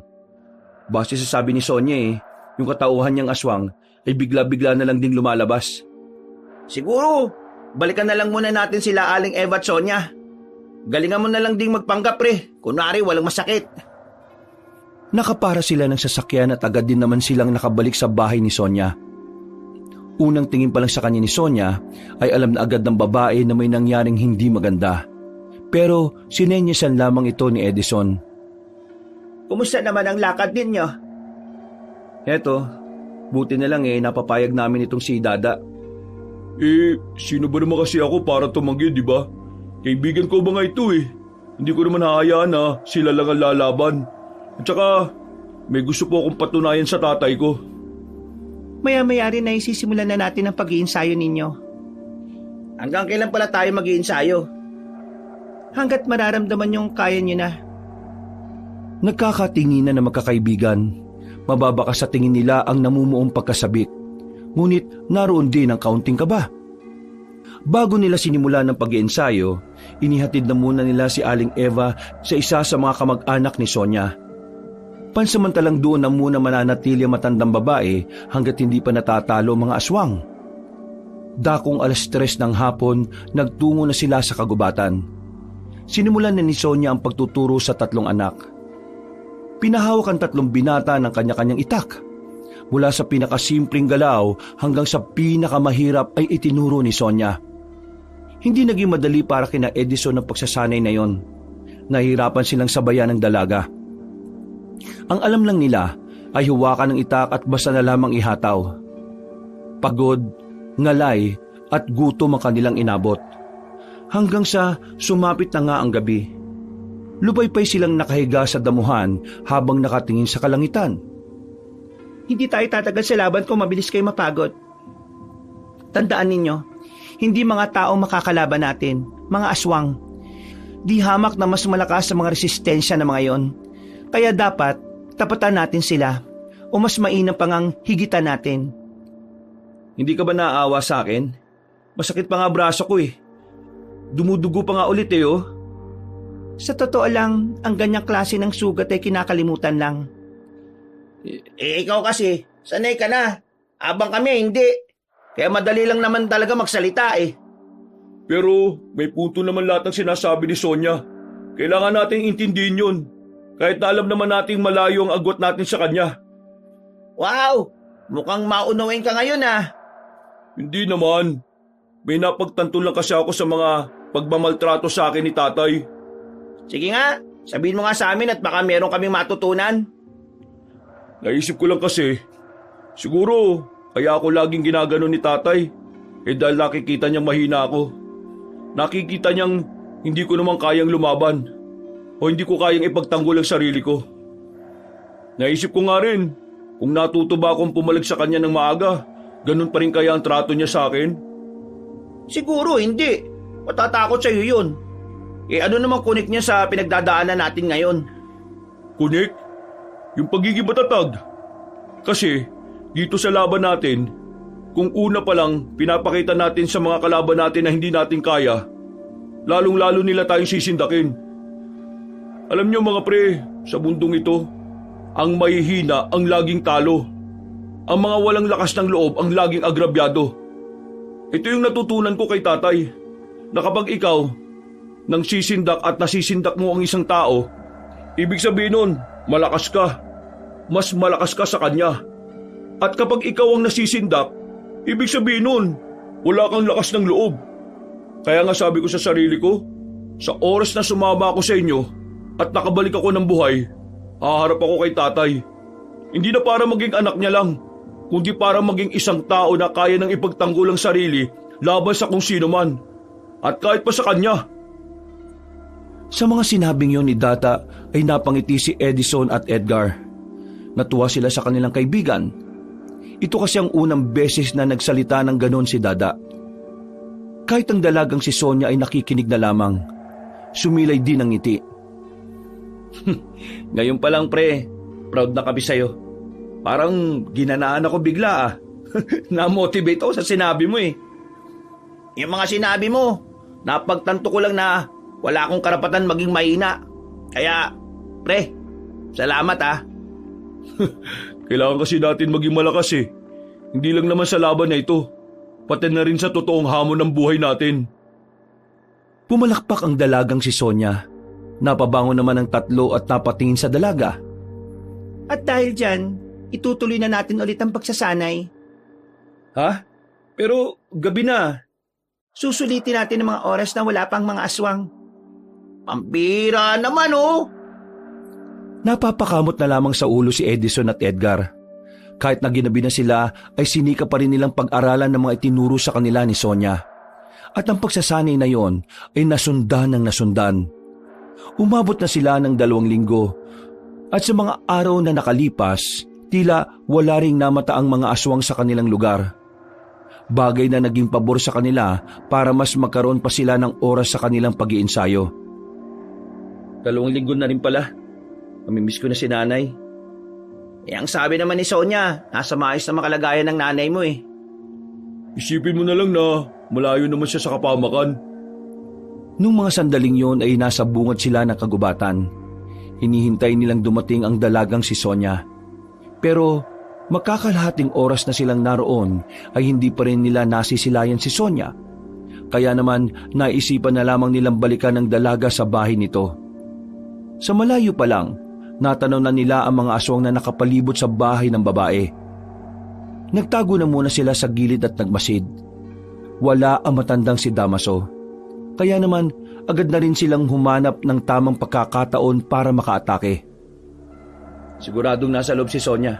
Kailangan na natin siyang matulungan. Mukhang dito na yata masusubukan ng mga natutunan natin ah. Ito, gamitin natin to. Oh, ano naman yan? Gasera na kapag sinindihan mo at inihagis, sumasabog. Walang pinalagpas na sandali ang tatlo. Sinindihan nila ang 3 gasera. Nang ihagis nila yon sa harapan ng bahay ni Sonia, agad na nasabugan ng mga aswang. Nagliyab din ang katawan ng mga yon. Sinamantala nila ang pagkakataon na makalapit. Pinagtatataga nila ang mga aswang na nakaiwas sa pagsabog. Dahil sa kanilang ginawa, nagkaroon ng pagkakataon ng dalagang si Sonia. Ayos ka lang ba, Sonia? Ayos lang naman ako. Magaling ang ginawa nyo. Buti na lang dumating kayo at nakagawa ng paraan. Di mo ba sila kaya? Buwang ka ba? Napapalibutan na siya at mag-isa lang siya. Paano niya kakayanin? Nagtatanong lang naman ako eh. Hinahabol na nila tayo. Bakit ba kasi tayo ang hinahabol? Di ba dapat si Mang Tonyo? Nasa akin ang itim na bato. Teka, paano mo nakuha yan? Akala ko ba hindi na alam ni Papa kung nasaan yan? Sinuyot ko ang bayan. Isa sa mga sanglaan doon ang pinagbenta nito ni Mang Tonyo. Ngayong hawak-hawak na natin ang itim na bato na ito. Ang kailangan na lang natin gawin ay ingatan to para hindi mapunta sa mga aswang. Edison, Edgar, Dada, kailangan natin patayin si Damaso. Alam ko kung nasaan siya ngayon. Matapos nilang masiguro na wala ng buhay sa mga aswang na naroon, agad na rin nilang tinungo ang lugar kung nasaan naroon na matandang si Damaso. Ang malawak na kakahuyan ang siyang nagsisilbing tirahan na matanda. Inabutan nila yun na nakaupo sa malaking bato sa harap ng kubo nito. Tila alam na matandang lalaki ang kanilang pagdating. Mga kaibigan mula sa baryo, ano at nandito kayo? May kailangan ba kayo sa akin? O may kailangan lang kayong sabihin? Narito kami para pigilan ng napipintong kasamaan ng mga aswang. Kasamaan ng mga aswang? Ang mga mababangis at pambihirang nilalang? Anong may tutulong ko para sa inyong nais gawin? Mukha yatang naparito kayo dahil may ugnayan ako sa inyong layunin. Kailangan mo lang mawala sa mundong ito, Damaso. Binibini, tila yata iba ang mga sinasabi mo. Ako ay nagugulumihanan sa iyong sinasabi. Ako ay binabagabag ng mga salitang iyong pinakakawalan. Maaari mo ba akong bigyan ng mas malinaw na kahulugan? Sa madaling salita, kailangan niyong mamatay. Sonia, hindi ba baka bigla na lang maging aswang ang katauhan niya? Yun na talaga ang mangyayari kaya ihanda na ninyo ang sarili ninyo. Tumayo ang matandang si Damaso. Bahagya itong lumapit sa kanila. Hindi pa rin nawawala ang ngiti nito. Pero iba ang nararamdaman ni Edison sa ngiting yon. May isang katanungan lamang akong nais mabigyan ng kasagutan. Kung kailangan ko mawala sa mundong ito, kakayanin niyo bang gawin yon para sa akin? Napadistansya ang 4 nang makita nilang tila ng isay si Damaso. Nag-uumpisa na itong magpalit ng katauhan bilang aswang. Hindi nagtagal, tuluyan na nga itong naging halimaw. Lumabas ang malapad na pakpak na matandang aswang. Naging mas kulhad ang katawan. Dumami ang mga ugat na nakaumbok sa mukha nito. Naging kulay itim ang lahat ng mga mata nito. Maganda kayo. Tumakbo si Damaso palapit sa kanila. Medyo may kabagalan itong kumilos. Kaya naman nagawa pa rin nilang makailag. Pero hindi sila naging kampante. Dahil kahit nagagawa nila itong iwasan, tila hindi naman nakakaramdam ng pagod ang nakakatakot na nilalang. Sa halos 2 minuto nitong paglusob sa kanila, wala silang mahanap na pagkakataon para makatugon sa mga atake nito. Walang mawawala sa focus. Kainis, hindi siya tumitigil. Takbo lang sila ng takbo. Sa kahit saang pwede nilang mapagtaguan ay sinusuotan na nila. Maya-maya pa, hindi na nga kinaya ni Dada ang pagod. Ito ang unang nakatikim ng malakas na suntok ni Damaso. Tinamaan si Dada sa braso. Pakiramdam ng lalaki ay nabalian siya ng buto sa sobrang sakit. Nang subukan naman itong tulungan ni Edgar, ang binata namang ito ang nasipa. Tumama pa si Edgar sa sanga ng puno. Pagbagsak nito ay tumama rin sa makapal na ugat.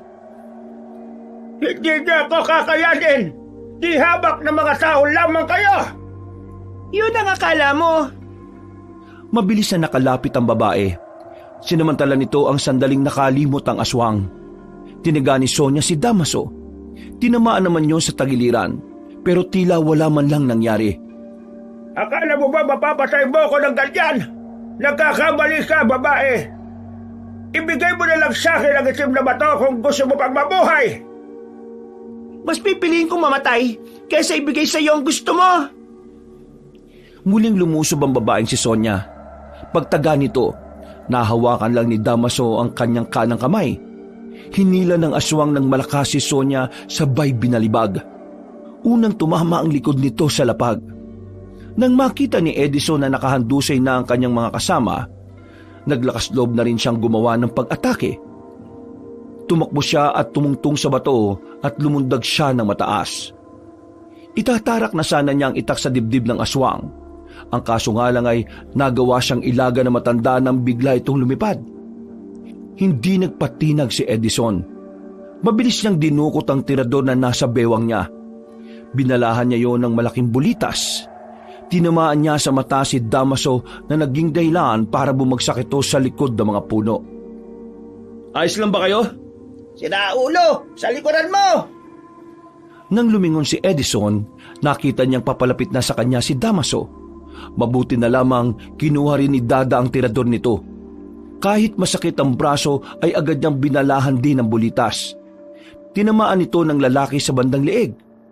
Napatigil ang halimaw. Si Sonia naman ang nakakuha ng tamang pagkakataon. Mabilis na tumungo ang babae sa likuran ni Damaso. Pinagtatataga niya yun ng ilang beses. Dahil doon, napilitang lumayo muna ang aswang. Biglang hiningal si Damaso. Inakala na nilang nakakalamang na sila sa laban dahil doon. Pero nangamba sila nang marinig nilang tumatawa lang ang matandang aswang. Sira ulo yata yan ah. Hindi pa rin sapat. Kailangan natin na mas tapangan pa. Iandaan niyo ulit ang mga sarili ninyo. Nakita na lamang nilang nangingisay-ngisay na naman si Damaso. Kaya bago pa makapagpalit yun ng bagong anyo, sabay-sabay na rin silang lumapit doon. Pero biglang lumipad sa itaas ang aswang. Hindi niyo ako matatalo! Lumipad pa ibaba ang aswang. Sa muli nitong pag-atake sa kanila, tinamaan na nito si Edison. Tumilapon ng binata. Nasugatan pa ito sa hita dahil sa mahahabang kuko ng kanilang kalaban. Agad din namang kumilos ang dalaga. Nakipagtagisan ito sa aswang. Pero sa puntong ito, tila mas bumilis na si Damaso. Hindi ito gaya ng una nilang nakalaban. Huwag kang lalapit! Dada, wag! Hindi nakinig ang binatang si Dada sa sinabi nila. Tumuloy pa rin ito kahit nakitang-kita ito ni Damaso. Pagtaga ni Dada ng itak, nahawakan ni Damaso ang kamay ng binata. Iniangat ito sa ere. Mang kay Dada itatarak ang itak, pero nakabangon na pala si Edison. Tinira niya ulit ng tirador ang aswang. Tinamaan naman yon sa sentido kaya nakaramdam yon ng pagkahilo. Pero dahil sa ginawang yon ni Edison ay nadagdagan lamang ang galit ng kanilang kalaban. Nakalapit agad si Damaso kay Edison. Hinawakan ng aswang ang binata sa hita at saka pinaghahampas sa katawan ng puno. Sinunod naman ito si Dada na agad din namang nawala ng malay nang tumama ang ulo sa lapag. Si Edgar naman ay nakalmot sa binti, dahilan para mahirapan niya itong makatayo. Ang natitira na lamang na nakatindig noong mga puntong yon ay si Sonia. Kahit ang dalaga na sanay na sa mga ganoong laban, tila bigla na lamang ding nakaramdam ng kaba. Ibigay mo na sa akin ang itim na bato para wala ng buhay na mawala ngayong gabi. Kung gusto mo makuha ang itim na bato, kailangan mo muna akong patayin. Talagang sinasagad mo ang pasensya ko, ha? Sabay na umatake ang isa't isa. Pagkalmot ni Damaso, nagawang makailag ng babae. Nakakita ito ng tamang pagkakataon para itarak ng itak sa tagiliran ng aswang. Nagawa niyang puruhan ang kalaban niya. Pero naramdaman na lang din niya na meron na rin siyang sugat sa braso. Hindi niya namalaya na natamaan din pala siya. Laylay na ang kanang braso niya. Kaliwa na lamang ang magagamit niya na kung saan hindi siya sanay gamitin. Pero wala nang nagawa si Sonia. Sa isip niya ay kailangan na niyang isugal ang kanyang tsansa na meron siya. Hindi ako papayag na pagharian ninyo ang probinsyang matagal na naming inaalagaan. Mapikit ang! Muling lumusob ang matandang si Damaso. Pero sa pagkakataong ito, nakakuha na ng tamang pagkakataon ng dalaga. Nagawa niyang ilaga ng pagdakma sa kanya ng aswang. Nang mawalan ng balance si Damaso, ay saka na niya itinarak sa bandang likuran ng itak. Paghugot niya ay humarap na naman sa kanya ang matanda para sana makaganti. Pero itinarak naman ni Sonia ang itak sa kaliwa nitong dibdib. Hindi pa nakontento ang dalaga. Mas lalo pa niya itong ibinaon. Nang sumuka na ng dugo ang matandang si Damaso, ay agad na niyang hinugot ang itak. Oo nga't mas malakas ka sa mga tao. Pero nakalimutan mo yata na kung ano ang kapasidad ng isang tao. Masyado mong tiningnan sa mataas na paraan ang sarili mo. Nang mapahiga na ang matanda, unti-unti itong bumalik sa dating anyo. Nakita nila matandang Damaso sa matinong katauhan. Maraming salamat. Sa wakas, ako ay matatahimik na. Kasabay ng pagkawala ng aking buhay ay ang pagkawala ng sumpa sa aking katauhan. Ikinararangal kong kayo ang nakapaslang sa isang kagaya ko. Tuluyan ang nalagutan ng hininga ang matandang aswang. Sa wakas, nanalo tayo. Naipanalo natin ang laban.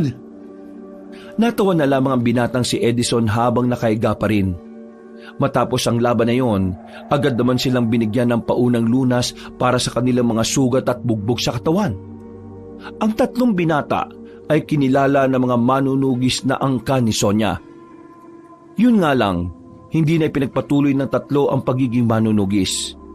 Mas pinili nilang mamuhay ng tahimik. Samantala, nakabalik na rin ang matandang si Eva. Muli silang nagsama ni Edison at ang matandang si Tonyo naman nalulung na sa ipinagbabawal na gamot. Nakalaunan ay nakulong na rin. Isang araw, Eto, tikman nyo na itong tsaa na ginawa ko. Mabisa yan para mas madaling maghilom ang mga sugat ninyo. Maraming salamat sa inyo, lalo na sa inyo, Aling Eva. Maraming salamat sa tiwala. Ay nako, wala naman yon. Malaki rin naman ang utang na loob ko sa inyo. Kung hindi dahil sa inyo, baka wala na ako. At baka hindi ko na nakasama ang anak ko. Kung ano man ang nangyari sa nakaraan, kalimutan na natin. Ang mahalaga, ang bago nating samahan. Hindi ba, Edison? Tama ka, Nay. Kahit na hindi kami magiging manunugis pa, magiging magkakaibigan pa rin tayo. Sonia, dadalo-dalo kami minsan sa iyo, ha? Oo naman, walang problema. Ngayong wala ng mga swang, baka naman pwedeng mag-inom na tayo ulit.